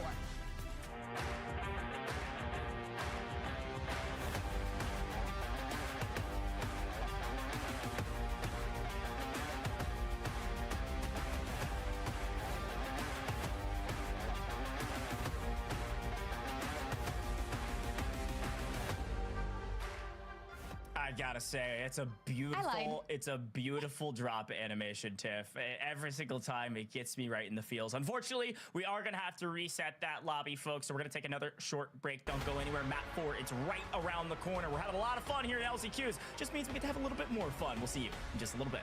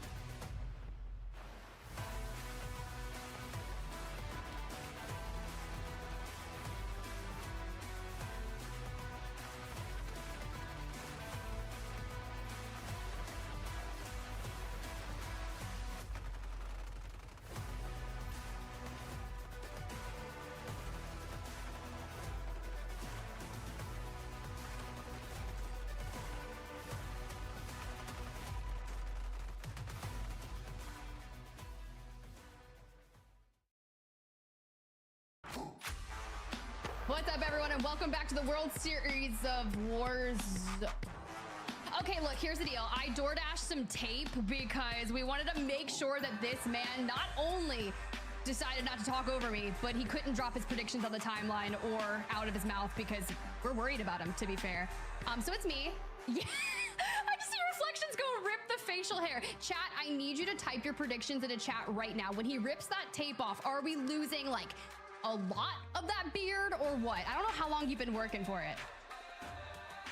Okay, good. Anyways, let's go ahead and pull towards the drop one recap because we're here for the Emea last chance qualifiers and to stamp some tickets into the global LAN. And this one, well, it got kind of wild, right? We had some early team fights that we weren't necessarily expecting, and Monzo tried to go big and just wanted to hold on for this team through the stairways, but unfortunately gets found out. Goes you back? I just want to make sure I'm back. It's Painter's tape. Good. Don't worry. My facial hair is totally fine. Everybody relax. No, our drops have been so sick, frankly. Like, I think the speed of play has increased. I felt like our North American LCQs were just a hair slow. Points were very tight. It was very exciting, but the teams here are full sending. You're seeing higher value kill totals when you grab these wins, but moments like this from Aaron and co swinging around the backside of a lot of these teams. Fights have been hot, heavy, and I've been really excited about the action thus far. Excited to get in these final two. And this is where things started to really ramp up for a lot of our teams, not afraid to dive into that gas and look for the sweeps to rack up the eliminations. And this is where it started for Blade, Vortex, Robstar, right? 42 eliminations after 3 matches, and a large majority of it kicked off here. But Jesus Jr. stole the show, especially when it came towards hitting that early rotation, navigating around this vehicle, and then the open to full send pop up on this and just get dummy on him, like you said. Yeah, it was a big win. It set them up for success going deeper into the tournament. The problem is they haven't done as much since. They're outside of the threshold right now. So when we got to drop 2, it wasn't a Jesus Jr. story. It was a totally different story. Vortex, Blade, Robstar at the top. Sure, still Italians for the most part, besides Rob, but a massive game from them really set this team up for success. And this is where this squad catapulted to the top, and it's been races since then. No one can catch up to them. They're pulling away from the competition, and they're likely making global finals on the back of this game in particular. Yeah, and this was that really crazy zone that just kept pulling beyond the wall in the north. So all of our teams that had found themselves in that C-Town kind of rotating out of outposts and even trying to kind of reposition in that second circle to get up into that pop-off power, it wasn't enough. And the majority of the breakdown occurred here in that Sorokin Industrial. We got that great listen in for some insight between that FIFA Kill Juki's Lennon roster of how they were going to get out of there. Well, the #1 seed on your screen made a play for it, but unfortunately could not predict and take down that Robstar team that set up so brilliantly across the way. Oh, the predict word is a beautiful word in this instance because, again, Benzie Bagel, a great map from them. They predicted just incorrectly, and well, so did I. It pulled way off further north, and it never came back down all the way to the out-of-bounds line, and they grabbed the victory there in map #2. Again, setting them up for success, and it has just been a race since then. But the race for 4th is the race indeed. So as we take a look here into map #3, Brandon Scholes, a huge effort in the final moments of this map, but it was a lead up here from several other teams to get a ton of eliminations to keep this race very, very tight, Tiff. We saw this Asian squad do very well. We saw that Juki's team do very well as well. And even the Blade Vortex team, they didn't have a bad map necessarily. They still maintained a decent position on the map, but they did fall quite a bit earlier than we expected after the first 2.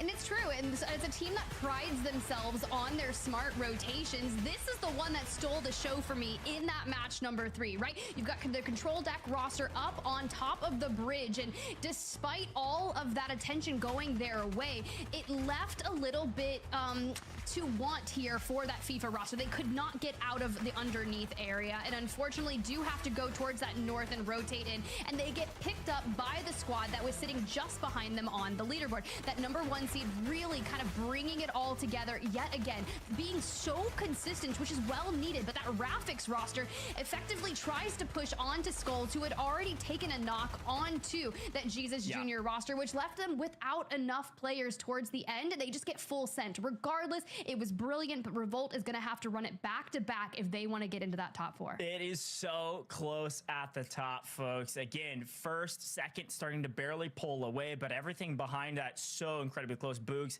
they're in third at 56.4 points. FIFA Kill 53.6, and in that 5th place, Brandon Skulls, they won the last map, but they're in 5th, and they're 2.2 points behind Team FIFA Kill. I think we need to give a little more credit too to that Marcus and Rafik squad. You talked about them kind of opening up the window of opportunity there for Brandon Skulls, but they've made a jump in the leaderboard as well, Tip. They're all the way up into 9th place right now. Now, they're a little bit further down, about 6 points behind 8th, but 8th all the way up to 4th is only another like 6-7 points. So they're still in it, but they need a big game. I'm excited to see what our German trios can do. I'm excited to see what our Italian teams at the top can do, because folks, it is finally time. Map number 4 is here. You're not gonna want to miss this one. These teams are going for broke. You gotta be top 5. Here we go. Top 4 rather, as we drop in to map 4.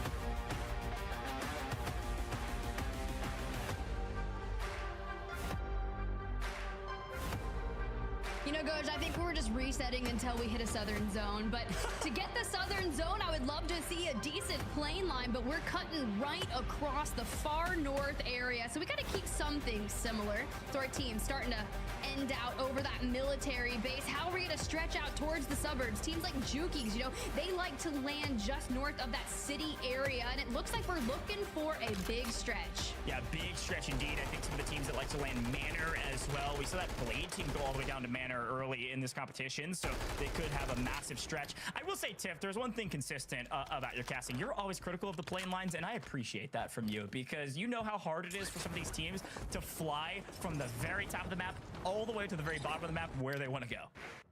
Well, that's okay. Yes, because of timing, right? If you're already landing at the north and you keep it consistent with your drop spots, maybe you love Kotoba blocks, maybe you love Rostava shops, whatever it is, you can get there early on, get your cash, get your loadout, keep on moving. For a lot of the squads, well, they dropped quick, grabbed weapons they felt comfortable with, and started flying and frying. And this battle of this rooftop has been going on for the entire series that we've witnessed this far. And Vortex in the gulag. Blade, Robstar still trying to find angles. Yeah, and again, if you think about math, multipliers, history, paper, all the stats, it's pretty simple. This team on your screen, they've mostly done enough. They need about maybe 8 points if North American Threshold is anything to go by to make sure they make global finals, and they need 8 points in the next 2 games. So all you need to do is win 1 early encounter. Blade trying to help out his team with sniper, and well, apparently is able to. Unfortunately, there's really no team to help out. It looks like Vortex might try to drop on that player to get the cleanup, and somehow someone's letting him do that as Vortex from the skies gets right back into the mix and just makes a play. Full team wipe. That is wild. Okay, we like those. Well done, Vortex. Yeah, we do. And honestly, when I was saying use ground loot that you like and you got comfortable with, but the Moors was hitting like an absolute truck there. Now we can focus on reclaiming Bazaar for ourselves, getting our loadout, thanks to always having kind of a buy station around that area. For Control Deck, well, they're going to hit the gulag this early on in Gab's Intercensal Kong. A nice regain for them, already getting some good eliminations to kick things off in estates down toward that south. See, it takes them a little bit longer to get down here, and we picked up some resources, but we're not going to be happy just yet. Hopefully, see what those perks are.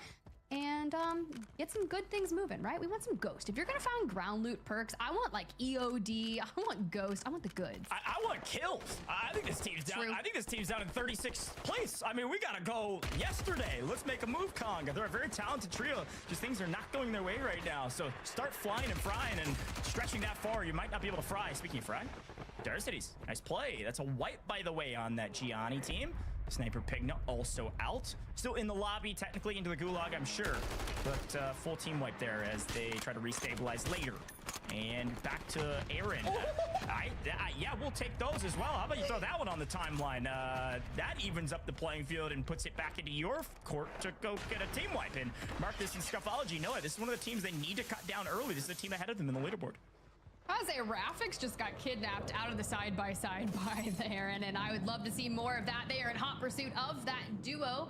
We'll have to see if they can get ahead of that. Walker and Liam, look, they're not going to stop. And I love that Aaron is kind of taking his pathway to keep him on that high ground, to let that Car 98 kind of give them the ability with those angles. Topology and Marcus now, they're going to be running into other squads inevitably. You can see that cross from that top building towards the north, but that's what's going to be a pressure, right? And if Walker and Aaron and Liam kind of keep overextending in this chase, there has to be a limit, because do you throw your life away by getting hyper aggro, or do you kind of have the Mugen train action right here? It is going to keep on frying it. Physic, Benno, be groovy, looking for more elims. I think there's a movie about this. Something about a fight on a train. I don't know. Y'all will figure it out. Bullet train? Yeah, I think Bullet so. train? But it looks like there's more fighting going on. Look who's going to make a play for the bullet train. It's Jesus Jr.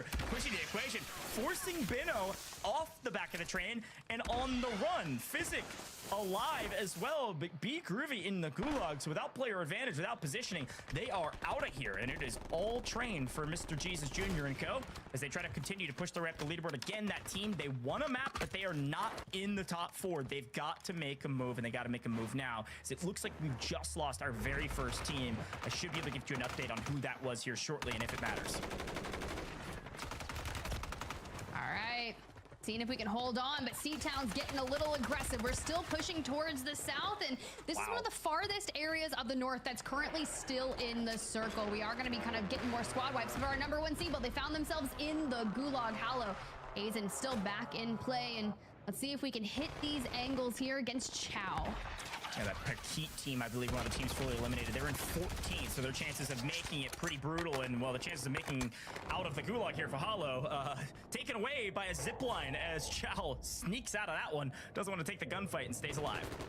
So Hazen there for an Hail Mary regain, just the last one alive on the lobby. And you look at where you are on the leaderboard, 63 points, but only 10 points, a little over that to separate you between you and 4th place. Ghoul, Diablo in the Gulag, and we're still here in this kind of 1v1 against that 2-strong roster.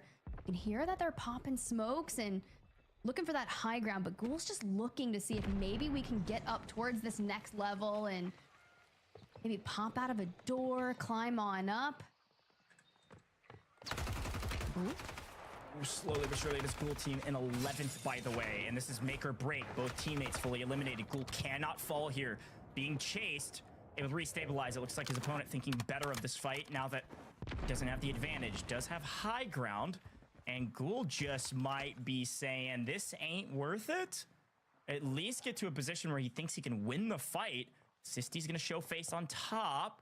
Hasn't spotted Ghoul. Makes a play. Able to crack shields, but unfortunately not in a position to push that fight. It does give him a moment of reprieve to get to a new area, but the problem is you've got Rafix and Marcus waiting, lying in wait to pick up Ghoul in transition. If Ghoul falls here, that could be all she wrote for this team's chances to make global finals.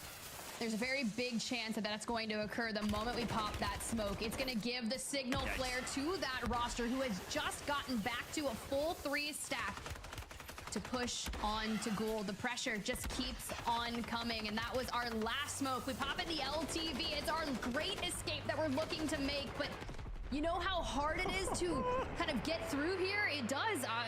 It works. We've survived for now. If Ghoul somehow fully restabilizes his team and has a good map here and puts him up in position, if they qual in general, we gotta look back on that play as one of the greatest escapes in Warzone history to make global finals if you can do it. A lot of work to do, but a great play by Ghoul to get back out of there and hopefully help out his team. Unfortunately, we go right back to the mix. Toyor in trouble, losing Palooka. They were able to trade out one, it looks like, from distance. Big Tony out of here. Crazy Snake with the help from distance. That's team 25. They've been a little quiet recently, but Bayer is still near the top of the leaderboard in terms of individual slaying power. Unfortunately, looks like his teammates are being cut down as Palooka tries to play support, but no. It's going to be all on the back of Palooka right now as Team Crazy Snake also in a bit of a blender, and a full team of 3 from Hey Aaron, Team 3 swinging in to try to play cleanup. Yeah, if I'm Palooka, I just want to play very small right now. Make my presence unbeknownst to that squad. But it looks like they're setting up the pinch to be able to lay siege to the building. And hey, an isolated 1v1. And we could have started something big there, but Aaron is going to be able to wipe that squad to the gulag. They go. FIFA, Lennon, Jukies, they're skirting the line and they need to play to perfection for the next 2 maps, which is going to be a very tall ask for this roster. But so far, looking good. Looking good, but here comes a full team of 3 looking to third party. It's Sakar trying to play spoiler here and is doing so in time. 1, 2, 3. They're all wiped. They're fully eliminated. Are they out of the lobby or do they have Gulag Tiff? I think they are fully eliminated. I will not make the call until we are 100% certain. What? And it looks like there is 1 player remaining, and it is Lennon by himself in the gulag. This is a must-win scenario, and unfortunately, shots go out. He loses his plate. He's low, has an angle, able to hit a couple. Tip, this is so close. This is potentially for the life of the tournament. Not all she wrote, but second to last map. Have to make a play for the kill or for the zip. Where are they? I found you! A couple shots, Lennon low! They're likely gonna zip out of here or push the equation. Lennon, cut down! See you later! Fully eliminated! They were in 4th. They needed a good game to protect their spot. They're gonna lose it. It is gonna come down to the final map yet again for this team. I said play to perfection, and then we see that when you are sitting in 4th place, 58.6 points.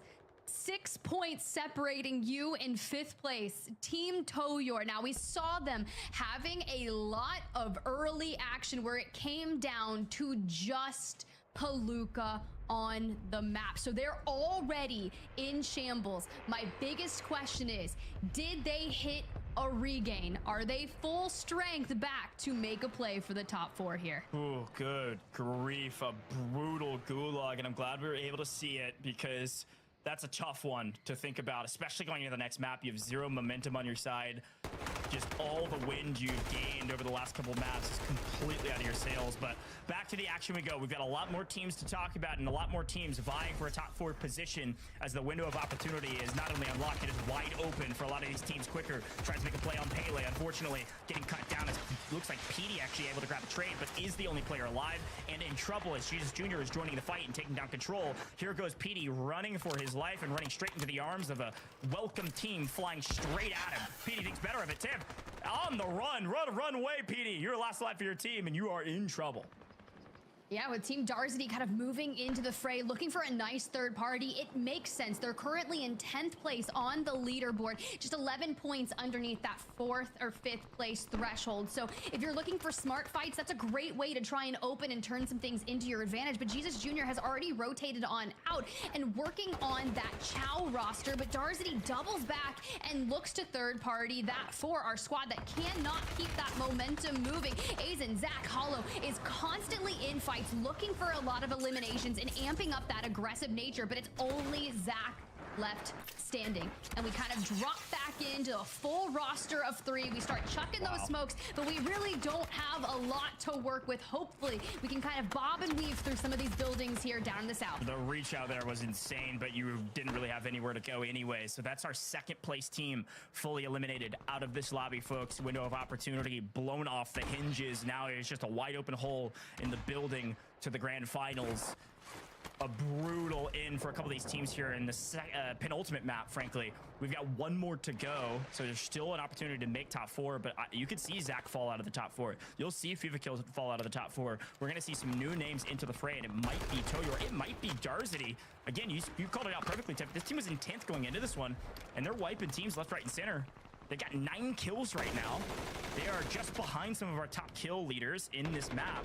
Squad 3, actually. Hey, Aaron is actually our kill leader right now with 11 total. But things are about to get real mixy as we head all the way down to suburbs. Man, this was a map that FIFA Kills team needed. This is their landing spot. They just get contested early. Speaking of contested, a lot of swimmers. A lot of teams having those early contests, just really throwing a wrench into their series. But on 5 here, trying to keep alive underwater, looking for a res onto Splashed. But we just have to cut off these angles, and we really don't have a lot of space to work with. Now, one thing that we can do is you see that Jesus Jr. has been really holding down the fort and getting squad wipe after squad wipe on just the inside of the circle, just south of where this roster has found themselves. Now, which way do we want to go when it comes to getting out of the water for the bridge? And then we kind of take a step back. Beautiful free cam shot to show what lays in wait for that Darzity roster the moment they get towards land. And Jesus Jr., Pele, and Kibby's, well, they're gonna focus on just diving closer into that circle. And that Kibby's team is one to watch out for, as BinOG is apparently looking out for them as well. Cracking a couple plays from distance, not gonna do too much. Because again, that Jesus Jr. team, they won the first map, but they're still outside of top 4 and by several points. I think they're in roughly like 8th, 9th place going into this one. They're slowly creeping up the leaderboard. You might see their names in the top 5 here shortly.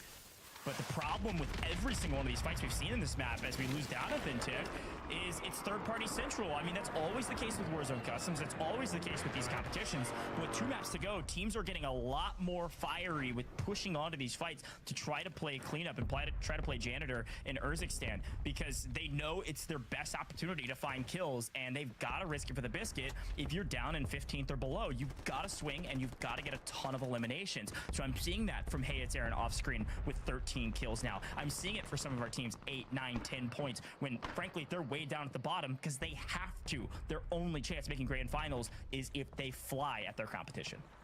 Well, I asked earlier, what was this roster looking like? Did they get the full regain? And they do. Palooka, Toyor, and Ganstachi are going to be the biggest threat to any of our teams that find themselves in the top 4 right now, because you've already seen Team FIFA Kill fall. And even with Jesus Jr. kind of fragging out, those 2 in particular rosters are going to need to be watched throughout the remainder of map number 4. And you can even see there, Skulls, Stage, still alive. They're your match 3 winners. They went the distance, found a ton of eliminations, put a 36-point game on the board.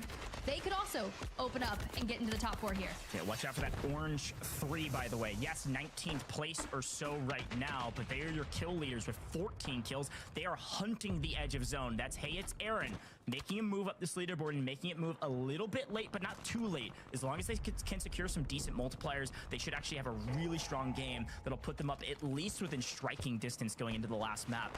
Could see a little bit of history repeating itself from yesterday, but a lot more Warzone to be played as high ground proves to be successful yet again for Palooka, Toyor. They only had 6-7 kills, making that 8 and 9 here if they can clean up a couple of these. And so far so good, as several teams trying to push down below them and then to zone. Here's the problem with this team, and they know it. They gotta move, and they gotta move now. There are 3-4 teams behind them, and they need to beat these teams to zone. The problem, Tiff, 1, 2, 3, 4, and count them, up ahead of them on the rotation. This is gonna be a really tough rotation. They need the multipliers. They've got to stay alive here. They do, but honestly, this is going to be so difficult for the roster. So start chucking those C4s, see if they can connect and maybe do a lot of the work for you. But we need to hang down towards the south. But when it gets so open, especially where that Clapper roster, number 9 on the minimap, has already separated out and taken so much of the space. Now, they are the ones that needed a massive game to jump up the leaderboard, and they may have poised themselves in a phenomenal position to be able to do it. We've already lost Tachi here for Palooka and Toyor, and to be fair, if I'm FIFA Kill, if that roster is sitting here watching this whole game play out, you are just preying on the downfall of the teams that find themselves in the leaderboard right behind you. I was gonna say, look who's playing spoiler. That's Team Rocket blasting off and pushing these teams aggressively. Team 9, they need it. They're down in the 20s as well. They've got to swing on some of their opposition, and it's working right now. Kill after kill after kill going their way, and the next team in their way, Toyor, Palooka, about to rotate to them. Team Rocket playing spoiler, Team Rocket playing for the leaderboard, and they need to. A couple C4s in the face. Unfortunate opposition there for the side of Palooka as they pick up Zakar and even the playing field. Now with a hair of an advantage, but a quick buyback from Team Zakar. They're making a move. That Team Rocket team just now cleaning up kills. They're only on 8, by the way, and we do see our kill leader, Team 3, fall before the 1.6 multiplier. A huge note because they had 17 kills. Hey, it's Aaron was about to go viral on this map, but unfortunately falls too early. Oh, and it's going to come down to the final wire. Here we go. Regain onto Tachi. We've got gas mask for the end game play. There's one team that's had a massive rotate, and that is going to be this squad. Needs to move forward. Let's jump into a listen in. Wait, Benji, don't leave your back open. Don't leave your back open. You're gonna get us killed. Don't leave the back open. I got it. I'm watching him. Wait, what's the back? You mean the ladder? No, the other roof. Heli team. Going back. The fighting on the heli. Team on the right here, careful. How you running there? Drop in, on the vine. Got it. Stick him. Go back in. We're good. Guys, look at the heli team if you can. Pushing us. Down low, Bagel. You gotta get up. I'm Trust. up. No, like all the way. Listen. How many PDFs do you want? I have one. Two. I think we try and roll early. No. I think we get to the crane. And PDS to crane. I think we gotta do it. Great comms, great small talk, great call to get Bagel back up top. Would have lost his life if they didn't, but here goes the rotation. They got to swing out way wide, and well, who's in zone? Apparently, Tachi's way up on crane, just playing for placement right now. They have a decent amount of kills, but here's the big wrap by that team. They've made it all the way, and there's been one team in center of zone since the very beginning of the last couple. Here for 3-4 minutes, it's Team Marcus. They need a big game, and unfortunately, only 4 kills because they got here so early. They do have a nice spot. The problem is every single team is staring at them. Every single team wants that spot, aside from Bagel, who plays outside the zone till top 10. They get it. Now they're playing for top 5, and the only building in zone is held down by the Germans. The Germans need kills, though. They got to clean up nearly the rest of the players in this lobby to have a decent map. You got R7, though, kind of moved into the center building for StuKX, going for that crane alongside Bagel. That big fight to wipe Team Toyor, who was just on the outside looking in. Did they wrap up enough eliminations to do what they needed to do to get into the top 4? Yes, they jump up to 3rd. Now, Bagel, Benzi, and StuKX looking to do a little bit of the same if they can. What a beautiful shot, honestly. One of y'all has to have a Kar90 AK. I need a trick shot for the win off the crane. Unreal. I just can't even imagine the fact that the top of this crane is in zone. They can just sit up here, grab placement, and grab kills. There's nothing anybody could do about it. Nobody can even hardly shoot back. This is beautiful. No Kar98s. It doesn't matter. I got a Holger. I'm just raining Hellfire from above. Finally, they have to rotate, but they get paid for being up there. So many kills and playing spoiler to teams. But guess what? Team Rocket, they have finally blasted up to the moon. They're looking to catch some freaking Pokemon, catch some kills along the way. Good grief. All three alive. They've got positioning. They've got players. They're pushing the equation. They're picking up kills. They needed it bad, and they are swinging on these teams. They went from 6 eliminations all the way to 16 and likely 17, 18, 10 as they clean up the rest of these couple players floating around. If I'm not mistaken, they were outside the 20th place threshold before this map, looking for a massive game. And now, well, we just got to clean up Bagel, the last person standing in their way. Was it enough? Regardless, a match for win for Team Clapper. Great job. Wow. I mean, it's about time. This team, they did well in LCQs last year. At least Rocket and Zakar did. They bring in Clapper. They've been struggling today. And then they drop a 38-point game. 19 eliminations. This is the one time where I will go back on what I said before, where not all your kills are going to come into the end game, not in LCQs. This time they did. This squad was on 6-7 eliminations like 2 circles ago at the end of those circles. And then they swing on every single team because they have player advantage. A crazy look back at this last stand, though, because Benzi and StuKX made a huge play on top of the crane, a great IGL call, and they get paid with points here on top 5. Look at this, just raining Hellfire from above. There's really not much you can do to counteract that. Now, they do have to kind of jump on down, and Clapper's going to be the one that picks up that elimination. Now, just trying to keep what cover they could for now. The smokes to isolate them away from Blade on the left. You can see the portable buy station is coming down, and Blade's kind of trying to do what he can to wait for it. Bagel goes for that high ground, and it does come through. We smoke it out. We hit the buyback, and Clapper, Zakar, and Rocket are just like, hey, you know what? Thank you so much for giving us yet again another elimination that we can attribute and try to bolster our position on the leaderboard. Yeah, all I want to talk about is this Rocket squad because they did such a great job of swinging on opponents, getting aggressive. They knew they had to, and they did an amazing job. However, my eyes are drawn to the final 2 remaining teams aside from this team.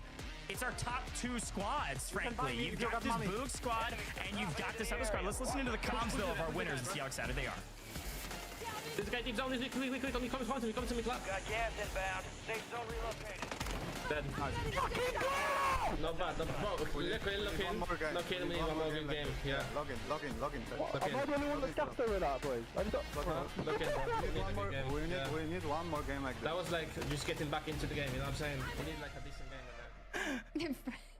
We need one more game like this. Just lock it in. Whatever we've done, great. I'm glad we got this match won. It was a good one for us, but we're not done yet. Job's not finished until we've secured ourselves in that top 4. And knowing that we have a shorter series and it's 5 matches instead of 6, one more to go to determine it all, Ghosh. One more to go, and I think they were right. I'm excited to see what the desk says, because they said, hey, that just got us back into the game, desk. Taylor Reflections Noble, they need another banger, man. Need another banger, but this is a great start, right? Game 4, which means you have one more game to go to reach top 4 in order to punch your ticket to global finals and not leave your luck just based off of one wild card map where, well, anything goes and you never know who's going to be lurking in the staircase around the corner or even in the water. Enigma, this is a big move, right, from Rocket, Clapper, as well as Zakar, a team that I personally want to see at the global finals. They've been there before, and they're looking to go there again. Yeah, I'd love to see them succeed here. I mean, they go out to the Esports World Cup as well, met up with them and had a couple of conversations about how they're feeling. I feel like they're actually a better side than they were last year, so it'd be a shame if they didn't make it. And they've sat around that 20th mark throughout this tournament this afternoon. So they did indeed need this game to get them back into things. It's whether or not they've lifted themselves inside that top 4 or do need that extra pop-off moment. Absolutely. We take a look at our highlights, and again, just to reiterate, Geo Rocket taking that victory with, what, 30 plus points. I think 19 total eliminations, a performance we had been missing, right, throughout the entirety of the first 3 games.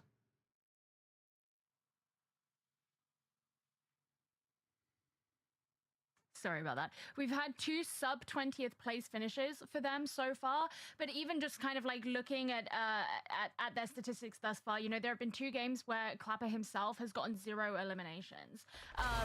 So it's been a rough ride for them, especially from a team that we expect so much from, you know, just like Enigma was saying. But to see this pop off from them was really quite extraordinary. Yeah. And it's kind of funny because, you know, there are a couple other teams that sort of caught our attention. I think like Bagel's team, just for a second there towards the end, looked really, really good, especially with their play up on the crane. But for then this team to kind of turn around and just slay straight through them is absolutely massive. Especially when it seemed like maybe there was a top 4 spot open for them to take. Well, the top 4 spot that may well be open for them to take is one that they've created there, because they actually, we get to see it very briefly in those highlights. Team Jukies and Co go out early and they were pushing up onto Kong, spend too long cleaning that fight up. Lennon gets down, and who third parties that? Clapper, Rocket, Zakar. They push up, they squeeze, they eliminate one of the big teams, and then that not only means that they go on to have that massive 38-point banger, but it keeps those teams that they're chasing after within eyesight, right? Like, they're not, if they go and have that huge game, but you see that Team FIFA Kill have gone off and picked themselves up 30 points as well, that's just watching your opportunity sail off into the distance. They don't allow that to happen. A massive moment for them to put them within qualification conversation. It's tough to see Jukies fall as they did. Lennon did his absolute best to get out of the gulag. Unfortunately, it was not enough. An early exit despite a very strong start. I was looking at their eliminations, thinking to myself, they're going to go all the way. They're finally going to solidify them spot. They were already in the top 4, but even further, right? Maybe even number 2, but that early exit makes them or forces them, I should say, to perform in map number 5, a place you do not want to be. But again, shout out to Rocket, Clapper, and Zakar waking up out of their slumber, jumping up the leaderboards, you would have to assume, after that massive, incredible game. Once again, trying to make it to the global finals. Geo, I love that crane play, though, right? That crane play was nutty, and so much was happening in that moment. I had a friend actually DM me and was like, yo, those crane plays were insane. No, it was insane because I think it was like what Ghosh said on the cast, where he was like, I can't even believe that that's still in zone. And I think it was for that crane play, we did get to have the Y ya listening se le of the dañó el team, and we CD. could see how clean a lot of their comms were, right? You know, there was one main voice that was kind of providing that IGLing, and you know, obviously a little disagreement, but not in kind of an argumentative way, not in a frustrated way. It was more just like a discussion of plan, but you could still tell they were all kind of running along one main idea, which is a really good sign for any team who's going to be competing. And so to then have that immediate follow-up of them do this really insane play, you know, clearly that's something Oh, ya that se they've está practiced acabando. in the past and they've had set up. It's like a little Brrr. play they've got in the back of their mind. And for them to have such a dominant position in that final circle did wonders for them. Did wonders indeed. That was Bagel, Stukex, of course, and their crew, who are obviously looking to, I believe at this point, break into top 10. If I'm not mistaken, they might just be on the edge of breaking into that first page, but still a great performance nonetheless. And a heartbreaking performance as far as I'm concerned from Hayes, Aaron, Rakes, and Bodsy. They were in a position to have a massive game, Enigma. And in fact, at one point, they were at 17 eliminations. That's where they ended up falling right before the 1.6x multiplier. We were talking about that right as a sidebar conversation. Enigma, if they break in and get that multiplier, again, another team that would be coming from the depths of the second, third page, all the way up to potentially top 4. Yeah, well, this is where we're seeing some of our teams that are up towards the top execute that correctly. They're getting those early kills still. By the way, 17 is a monstrous figure at that point of the game. I don't know what they'd been up to. I'd love to watch their point of view back. But the teams that are putting themselves up in the top end of the conversation, getting those kills and then putting themselves safely into center circle and just waiting for the multiplier. Also then gatekeeping anyone that's arriving into that circle, particularly picking those off that are trying to make late rotations across difficult landmarks. The thing is, you pick up those 17 kills, you don't get the multiplier on top of that. It's a great start, but it feels almost like a stunted effort when you just don't see the bonus points put on top. Yeah, it's nerve-wracking for me because I'm watching the scores live while they're taking place. I'm watching the positioning on the live map feed that we have, which you guys could be watching on YouTube, by the way. Just, you know, get a further understanding of everything that's happening on the Battlefield. Warzone can be chaotic. There's so many teams and players competing, right? But we give you an opportunity to check out where your favorite teams or where teams you want to see if they're playing well are at. But, you know, you look at that performance, 17, and did you miss out on the multiplier? It's got to hurt for sure, but it's got to feel good to get first place. And well, that's what Team Rocket did. Let's bring in one of our competitors, Clapper, or should be Zakar. You make it happen. You go all the way. You get first place. And taking a look, I don't even believe you guys were in the top 10. I don't know where you're at now, but you gave it your best effort to break into top 4. How you feeling? Yeah, I'm feeling good. I mean, we're just trying to stay locked in, don't gas anything, because like you know how it is. We just don't want to get to like 2 guest up. Well, so Global Finals last year, looking to go to Global Finals again this year. Let's say you do make it to that stage. What difference do you think it'll make, right, going from 2023 to 2024 in your overall performance?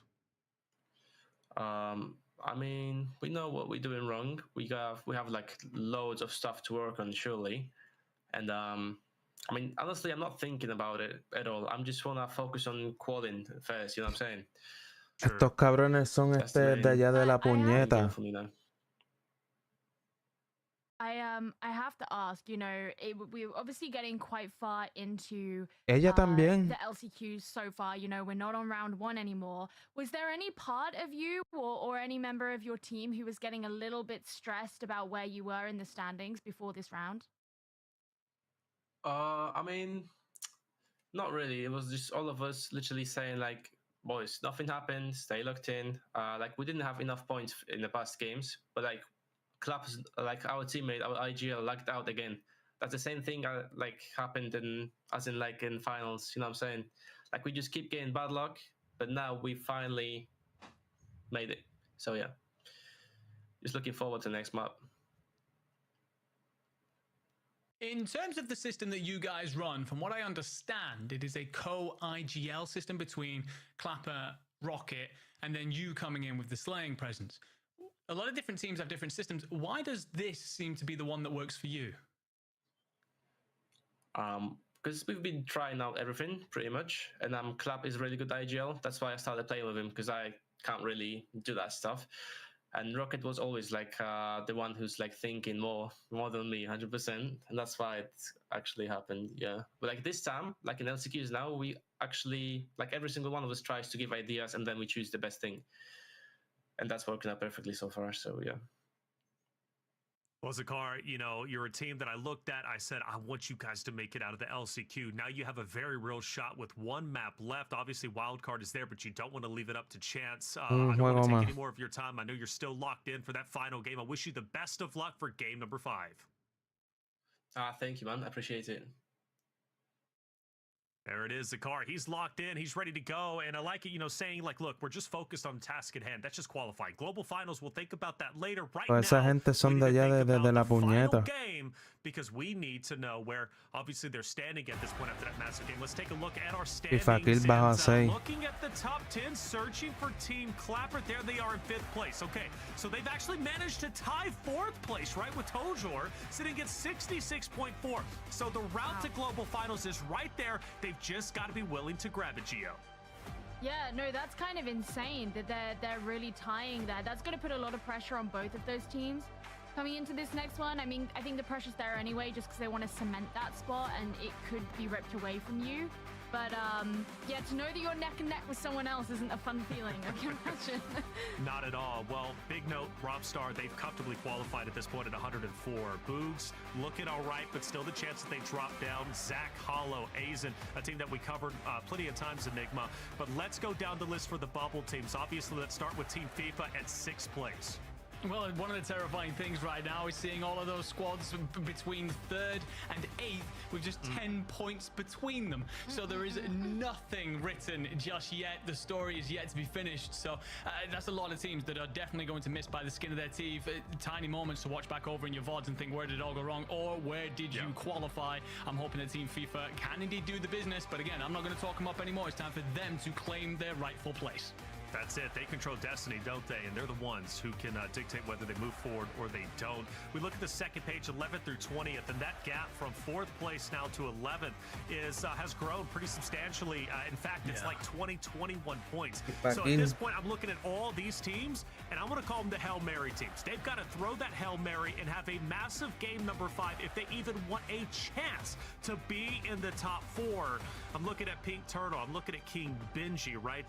Team Crystal Shots there in 15th place. Obviously, Marcus, Raffic, Scuffology, one of the top teams that performed well, winning back-to-back when it came to the EMEA finals. So many names who just have to throw that Hail Mary pass to break into the top 4 and dethrone the likes of Blade, Boobs, Zach, Tojor.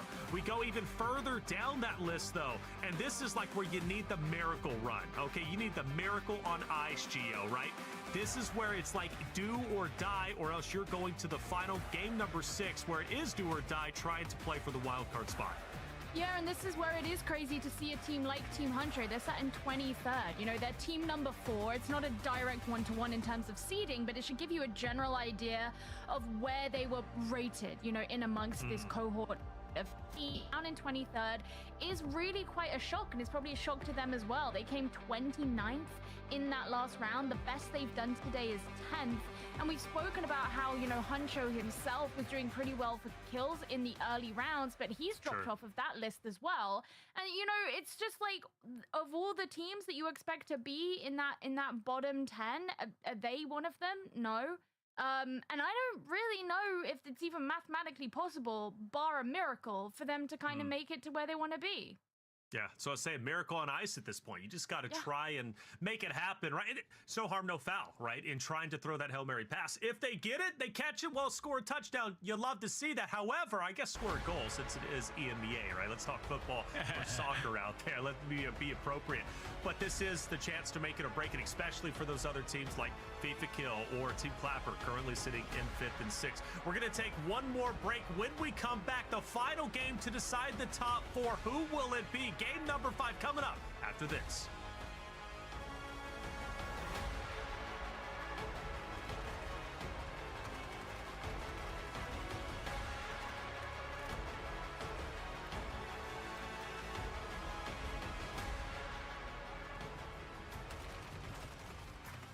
Viene y vamos a jáltense a vergazo el último jueguito y ya. Arr.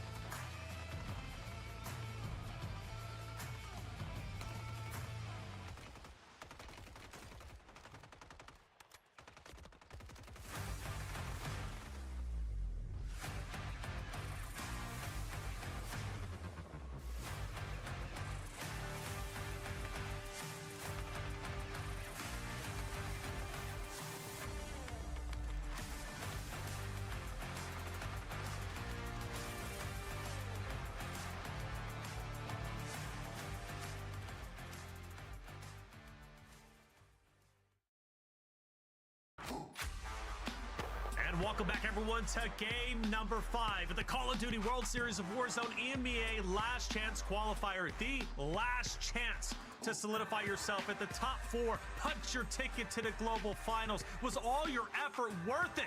Just a little bit before, we're about to find out if it was. I'm Taylor Reflections Double, joined by Geo as well as Enigma. Game number 5 is around the corner, and I think we're ready to bring in our casters of Spider, Tiff, and Goj. It comes down to this: who will be our top 4 teams? A lot really standing on this, right? We know Blade's pretty comfortable. Boogs, they're all right. But Zach, right? Team Tojor, Clapper, FIFA Kill, all of them fighting for top 4, and that spot is up for grabs, and I really hope we don't see any early exits from any of them. I want it to go down to the wire. So without further ado, let's head into the 5th and final game for big map play. Spider, Tiff, Ghost, take it away.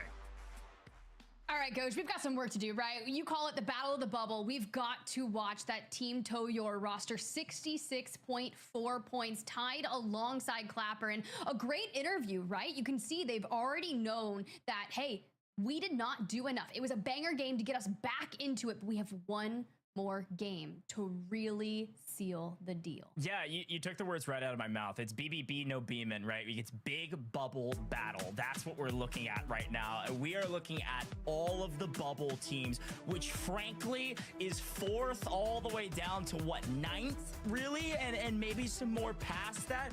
4th through 8th, probably the closest there with about 7-point spread. 9th a little bit further outside of that, about 12, 13-point spread. So it's really close. End of the day, we can hypothesize all day long, Tiff, but all it takes is one banger. We've been saying this over and over again at every stage of the competition, and frankly, Tiff, Clapper shows us right here, right now, all it took is one. Right into the mix, tied for 4th, just need a good game. We're going to be keeping our eyes out on all the rosters that are on the threshold, and maybe we will see one of those Hail Mary plays that Reflections called out at the top. Regardless, where are we heading? What does the zone look like? But for our teams, you've got to get in the plane. We got to get things kicked off. Let your IGLs do the frying and get into drop number 5.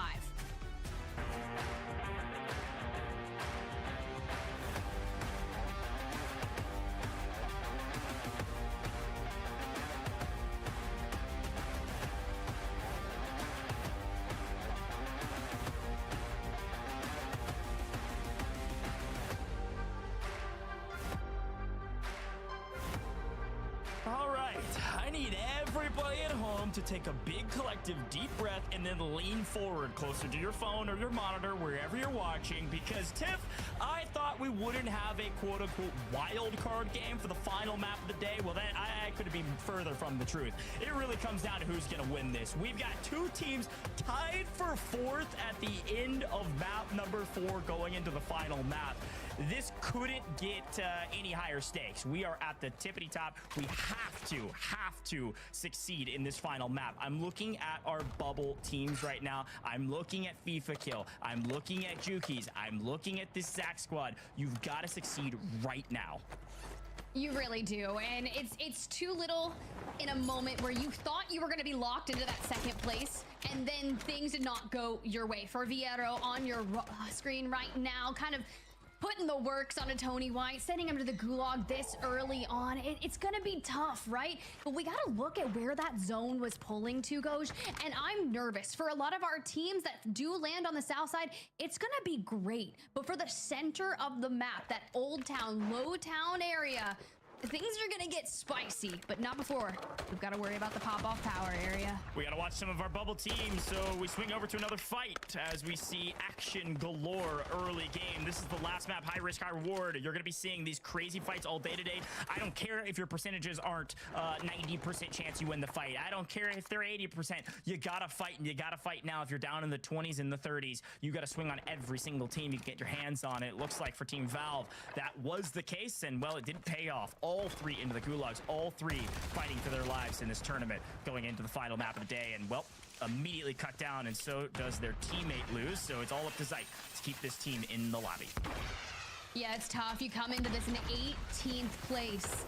One of the squads that needs a ginormous game, but it all comes down to the wire here, and we get out. We make the great escape. Sometimes the zip play is the way to go. You love to see it. Oh, Pink Turtle sent to the gulag as well. Again, some of these early squad wipes you see aren't full squad wipes. They do have gulags, but it is noting that all three are being sent. So if you look at a team like Pink Turtle, who we thought could maybe have a really good day today, really frustrating beginning of this map. They're not out of it, but they have to make a play right now. You're going to see Paxor on the other side of this one. Bottom of the leaderboard, no chance of making global finals, but could play spoiler. Definitely not playing spoiler to end. Let's jump on over. We're down to that bottom right-hand side of Urzikstan Ranch. Now, we've seen zones pull there. No. Oh, wait a second, Ghosh. This is not good. You do not want to be going out in a blaze of glory right here. Looking for angles. On to Marcus and Rafix, trying to prevent the wrap from occurring. We do get Palooka and Toyor kind of back up, but Toyor, no plates. Tachi in the gulag. Things are not looking too good for this roster, but one thing that they've done is they've kind of separated themselves out and looked for that wrap, but not before Toyor can't make it. Palooka, you've got to get out of there. That's 3 bubble teams, by the way. That's FIFA Kill tied with this Toyor team. Marcus's squad in about 13th place. You see Zeit's team fully eliminated, a couple teams being wiped out of this lobby, but the battle of the bubble is apparently in City right now as we send Toyor to the gulag to try to regain and get back to his team as they are running away from their opposition. Every single one of those teams needs a good game. They don't even need a banger. They just need a good game. They need a better game than the opposition they're fighting here in the early game. Starts here by getting out of the gulag. Every one of these 1v1s matters so much, only though with the peek on that right-hand lane. Start to filter on through, a couple repositions coming in. We've got the equipment coming on out, the chow, and we clutch it to get back to Urzikstan and keep that global land finals dream alive. Yeah, again, tied for 4th is Clapper and Toyor. Right behind them, FIFA Kill Squad. They're fighting each other. They've backed off now as we go to our top team. Again, this team's already made global finals. Just a matter of, frankly, who are they fighting? Not if they win. If they can take out some of these top teams that are contesting them near the top of the leaderboard, great. You're just playing spoiler. You're ruining other people's dreams. This team is like the nightmare squad. So watch out for that team in the kill feed to see who they wipe, because they've, frankly, already made it. Unless an act of the COD gods happens, which I can't imagine it will, well over 100 points at this point, they are safe. The team not safe, especially when you're on edge of zone without your third, is this squad right here. All eyes on Lennon and Juki's to regain and get right back into the mix. They only have 3K, not a lot of cash to go around. Hopefully they can find something to go their way this time around. And it's tough, right? We've had actually a good chunk of circles pull towards the south that would favor their drop spot POIs. We do see them get that reset, get FIFA Kill back into the fray, but I'm honestly worried.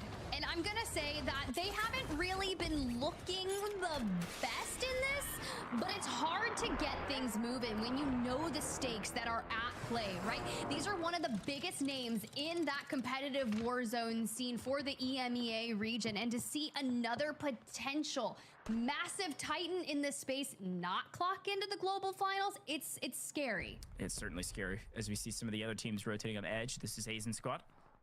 Getting in third right now, 69 points, with a couple teams hot on their heels. A lot of more work to do, a lot of ground to make up. You cannot count your chickens before the eggs hatch, or whatever the saying is, because 69 points is not the threshold we're going to see for fourth place. It's going to be higher than that, most likely. The point sponge up top, frankly, wasn't very spongy. We're right at the metric we thought we would be at. Again, around 16 points per game. If we see 16 points from our teams tied in fourth, it'll put you at about 73-ish at the end of this one after 5. So you're not in the clear until you at least breach that, and then hopefully breach it by a mile to feel like you are clear. All quiet on at least the suburb front as Toyo's team hoofs it through the suburbs, looking for any opposition. Honestly, they're still separated. You got one that's kind of scouting forward over suburbs, and that squad that was just to their north is FIFA Kill. If those two kind of go at it early, that could be the deciding factor. But for the squad currently sitting in third place with 69 points, they're pushing forward. You got Crystal Shots just ahead of them in King Benji, and they've already started the disengage. They're playing scared here, and that's going to allow Aizen and Hollow and Zach to really close that gap and look for a potential squad wipe. Couple quick notes. We're going to try to shout these out as they come through. Yes, we're down to 32 of 40 teams already. Talked about it being high risk, high reward, and unfortunately, the high risk factor of that duality definitely was the case for our team Ghoul, Diablo, Infernal, Italians out of here. They fall not in the top 4. They will not be making global finals. It was close. They had a great run, but unfortunately in the final map, it's not going to go their way. But back into the fights we go, and it's Linden pushing the equation, barrel stuffing, and grabbing an elimination, evening up the playing field here, as it really is a 2v3 as FIFA Kill's been cut down, and they must win this. See, it's just regain central for this roster. If you go into every fight and you lose one player, it's so tough to have to keep getting that reset, because not only does it cost you $3,000 to get them back into the game, but then you've got to make sure they buy their weapons, that they get a self-res, that we're kind of kitted out. And these are resources that you could be using on UAVs, on bunker busters, on things that are going to change the trajectory of your fight. Yeah. Regardless, we still do have a duo up, and with that circle continuously pulling towards the east, we're still keeping on the move. The team we heard from, Clapper, Dakar, Rocket, on your screen right now. Yeah, looking like potentially all the way down to Manor, or frankly, I think where Team 2 is actually situated, that purple 2 you see in the south side of Farms. We've seen a circle in there several times. Likely that's where we go, but only time will tell. I think it's worth mentioning a couple other teams fully eliminated. If you're a fan of that Huncho squad, they're not making global finals. Fully eliminated. Squad 10, that's Pink Turtle, out of here. They had a great run through our stages, not able to put it together here in LCQs. Several more teams getting fully eliminated, but right now, again, the battle of the bubble as we see the team at the top rain terror on their opponents. Vehicle in the face doesn't matter. We're still alive, and, well, we're more than barely breathing. We are huffing that good oxygen. Was that a full wipe onto that Jesus Jr. roster? Because hopefully they've got gulags. If not, done and dusted for now. And you can see Skulls running into some issues. Chow's team's pushing on to Robstar. They wipe Robstar and now have just to find 2 more. But Blade trying to go big here.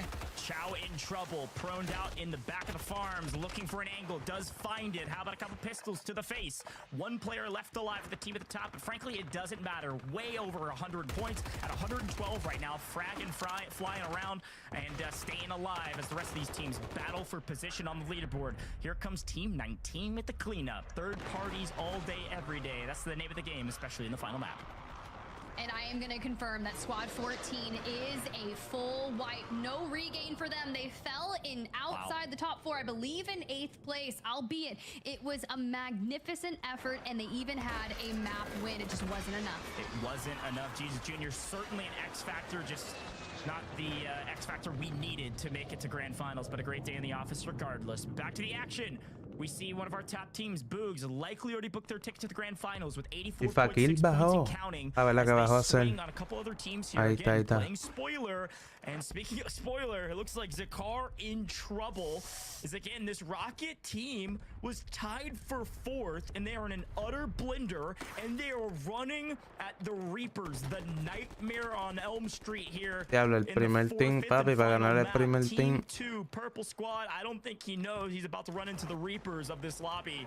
This is not where you want to go. If he runs into this team, I don't think he gets out of here. 3v1, no chance. Well, they've already rotated out. They left the buy station there, and you can see he's gonna smoke, which is going to put up the signal for that roster to make a play. And if that wasn't enough, well, they're gonna see that buyback, but not before. You've got another roster, Spyro, kind of rotating Se le on puchar in. los Now, dos, papi, if you can encojonado. use them as cover, just kind of body block. Be like, nah, you go fight this. We're getting out because they've got a full reset here on the roof.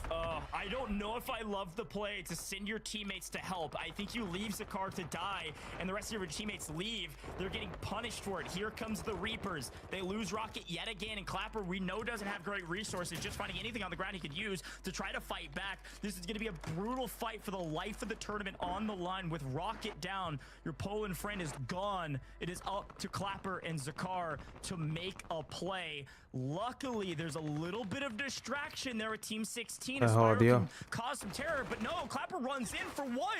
To die. Zakar, last alive again, has to run away, and he's being chased. The team at the top is playing spoiler. The team at the top is not going to let this squad make it to global finals. Zakar by himself has one isolated. It's not enough. See you later. Fully eliminated out of this lobby. We will not be seeing that team at the global finals, just barely outside the top 4 right now. Did they burn all their gulags? That's my only question. Maybe just one of them. Maybe one. Zakar, that is going to be the gulag for the ages against Visions on the opposing side. Unreal. I thought they were fully out. I thought we had seen Zakar die, but he was the lone survivor. Talk about outwit, outplay, outlast. You've got to do it against Visions. You would hate to lose to a Zip right now. Gotta push the equation here. No info to his name. Doesn't know what his player is. Now he does. Shots coming down. The push. The swing. The ego. No! Zakar down out of the lobby. I hate to have to say it twice. I love the boys, but unfortunately, they will not be making global finals as we see our margins get thinner and thinner for error. And that team will fall in 5th place. Just missing the mark. Elsewhere off screen, another full regain for the FIFA Kill Juki's led roster. And this is going to be one of the Hail Mary plays that Reflections in the team were talking about. Can you imagine a LAN without them on that global final stage? I sure can't. But we've seen crazier things happen, and they happened yesterday. So what is this roster gonna do? We've got to find the angles, and Lennon, unfortunately, in a very bad spot. Doesn't have smokes, but look what the teammates do. They turn around, and they start smoking for him to allow him some space to get out of dodge and get up next to the team. But we still have to contend with this roster. But you're on the better side. You've got cover. Now, how do we make it work for you? This is a somewhat self-isolated fight for a moment. Team 23 lurking in the shadows, but you gotta win it. You gotta win it fast. You cannot let this Team 23 make a play from distance. That's Toyor. That's one of our top teams here on the bubble, jockeying with position, and Juki's team knows it. They've gotta swing, and they gotta swing now. As much as they want to hold this team, as much as they want these kills, they are on the bubble. What they don't know is that another untimely demise by Team Rocket means the window of opportunity is just a hair more open. They've got an option to make it to global finals, but they've got to grab it by the horns, and that's what Juki's gonna do. The leash is a bit long, but this time it pays off. 1-2. Juki's gonna fall. Will he get cleaned up? No, Juki's doesn't go down. He wins the gunfight. He wins the fight. They're all 3 alive. There's one more lurking player in the distance, and Team 23 Toyor not gonna give up position. They're free and clear for this round if they're smart. Except they go straight back to the action. They should swing a little bit north. There's just not a ton of cover there, but they are still in this top 14, Tiff. Next position is top 10. This is the lowest amount of players we've seen at this layer of the lobby because it's high risk, high reward in the final map. Por un puntito. Yeah, and for now, this is going to be the biggest threat, the biggest rotation. You called it. Team Toyor is just anchored down in manner on that rooftop. We're getting a hellish rotate. We've got to cut on over to Zohor Ranch all the way towards that eastern side of Urzikstan. We've still got to cross a massive body of water. There's going to be boats. There's going to be things to do. And if you haven't already made that rotation, you better pick up all the subieron a 4 FIFA. Open it up. Thanks to Juki's doing a ton of damage there. Maybe a 3-2-1 action, but time is of the essence. We gotta rotate. Still edge of zone. You're right. It's a rotate from hell itself. I don't know how they're gonna make this play. Likely through the water. And I was gonna say they need info. We know they didn't have a ton of cash to utilize that fire cell to maximum efficiency and get the advanced UAV a couple circles ago. So instead, they use a recon drone to get some information and try to see how clear is our pathway forward. We still have a lurking team behind us. That Team 31 has restabilized. That's Prido back into the mix. All 3 alive. Likely low resources as well. The question is who goes first. And right now, it's looking like FIFA Kills making the statement. We gotta go and we gotta go now. Here comes a little bit of a spoiler. Team 32, there's only 2 of them, but this could open up a third-party opportunity to Prido if they want it. I don't think this Joel squad is going to make the play. They just want to get to zone. They're gonna make the wrap over the water. It's Bean and Joel's don't want any of that smoke. And frankly, that is a nice boon for Lennon, not only because he knocked, but also it means the third party wasn't available. Diablo, estos cabrones no fallan. And they get both. Lennon is shooting beams right now when they need it most. Here's the third party. It's just too late. This is a true 3v3 yet again. Can they win it again? They have to. They just have to keep on fighting. Nice. They cannot fall here. We're going for our rotate through the north, and you've got to keep an eye on that roster that's going to be sitting on the opposing side. There's 2 of them, Team Blade and then Team Hey, it's Aaron. Can you get over to them? We're still looking for more eliminations. Got to clear out the backside so we don't get mirrored on the rotate. This will be the scariest part. Juki's down, and I don't know if we're going to be able to get that self-res. Actually, you can see one player come on back on the outskirts of the gas. FIFA, gotta get back up on the feet. This is make or break. You gotta win these. You gotta get these kills. You gotta get them right now. Toyor is still on the map, by the way. So they're jockeying with position with Toyor and Zach. Nice. And they win the gunfight. 1, 2, 3. They're low. There's only one. Nice. Toyor trying to make a difference. Does it? FIFA kill. Lennon's still alive, but they lose one. Look who's coming to play. Spoiler: the Reapers of the LCQ. Robstar, Vortex, and Blade. They know there's a team down there. They know there's a team they can chalk, but they say we don't want to chalk our game. We're here for the reps. We're here to win it all and win with a massive margin. They're doing that, and because of that, they swing off of Juki and FIFA kill. Wow, that was almost detrimental. But here's the opposite side of the coin tip. Team 23 and Team Juki's. These are the 2 teams we have to watch. 6 in the pink and this tan 23. They've got to stay alive. They want a chance to the global finals. Team Zach is right there as well in the mix. The problem is Toyor's team is not relenting. They will not fall. Wait, yeah, they're not going to. Okay, so now we've got to push through the ranch area. We're getting deeper into it, and there's a lot of obstacles that we have to maneuver around, which we can use for cover, but all of these are wall bangable, so you don't want to make a lot of noise. We have to be sneaky to get into some actual real cover. But in that feed, Palooka goes down, and this is where things are going to be so tough for this Palooka roster because they found themselves in 5th place. Team Zach still holding on, but FIFA Kill have leapfrogged into that top 3 position. So we've got to keep our eyes on 23 because they have to get into that building. And look at where Pro Urzin's squad has taken high ground, and they've got all the angles on this roster. Peluca otra vez. Pro Ursin coming out of nowhere and flying this team, opening up the window of opportunity for the other squads. Toyor out of here, full wipe by the Reapers, coming in for the third party. Team at the top making a statement. Down goes one of our bubble teams outside of top 5. That could mean Toyor doesn't make because of it. There's still a lot of math to be done, but what we do know is this: 2 more teams on the bubble. Team Zach right now in 4th, still alive. That's your team number 1 coming in seated first, and then this team right here, they both make god rotations. They battled through adversity, and they still have a chance to make global finals. 2 teams el azul puede llegar. 4 of our top 4 teams right now still in this lobby with Boogs and Blade still playing spoiler to some of their opposition. They want it all, and they want it all right now. As off screen we're seeing Zach está Gucci. Vortex, Robstar, they're trading out left, right, and center with the second team as well with Binzi and Stukex. It's a battle of Warzone's finest. It's a battle of the Emea LCQ gods, and right now Vortex finally falls. The team at the top cut down. Opportunity knocks, folks. Who's getting the 2x multiplier? Who's booking their ticket to the grand finals? The 1.8 is going to do wonders for the roster on your screen. Now down to a duo, but look at that circle pull. So you'd probably see that the squad on the roof is going to maybe wait if they can. And FIFA and Lennon might look to hit a rotation a bit early. Se montó en el cajo. Nice. Got the farthest to go. However, they are the current most safe in terms of that. Nice. Team Zach needs this. They've got to secure their spot. They've likely made it, but they got to make sure right now if you win this map, you're going to grand finals no matter what. Look at our final 4 teams. It's first, second, third, and our overall live standings leaderboard that is completely and utterly unofficial right now. Watch out for that as we see our teams continue to dwindle and Zach rather in trouble. Aizen last alive for his team. You cannot leave anything up to chance. You cannot leave it up to Matt. You've got to secure the 2x to make sure. And Bagel is coming in to play spoiler, currently in second place, 88.8 points, looking really strong. All 3 alive and split from his team.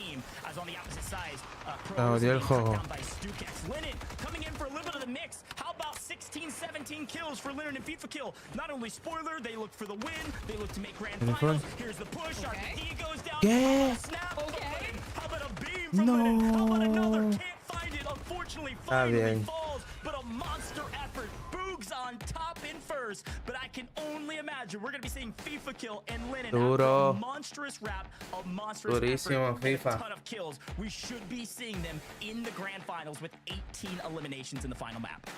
But a beautiful win there by Boogs, Benzi, and Stukex. And for a moment there, it did look like it would go the way of Team FIFA Kill. But this squad, they really separated themselves out, kind of leaving one to remain on that high ground, to take all of those angles and be a distraction.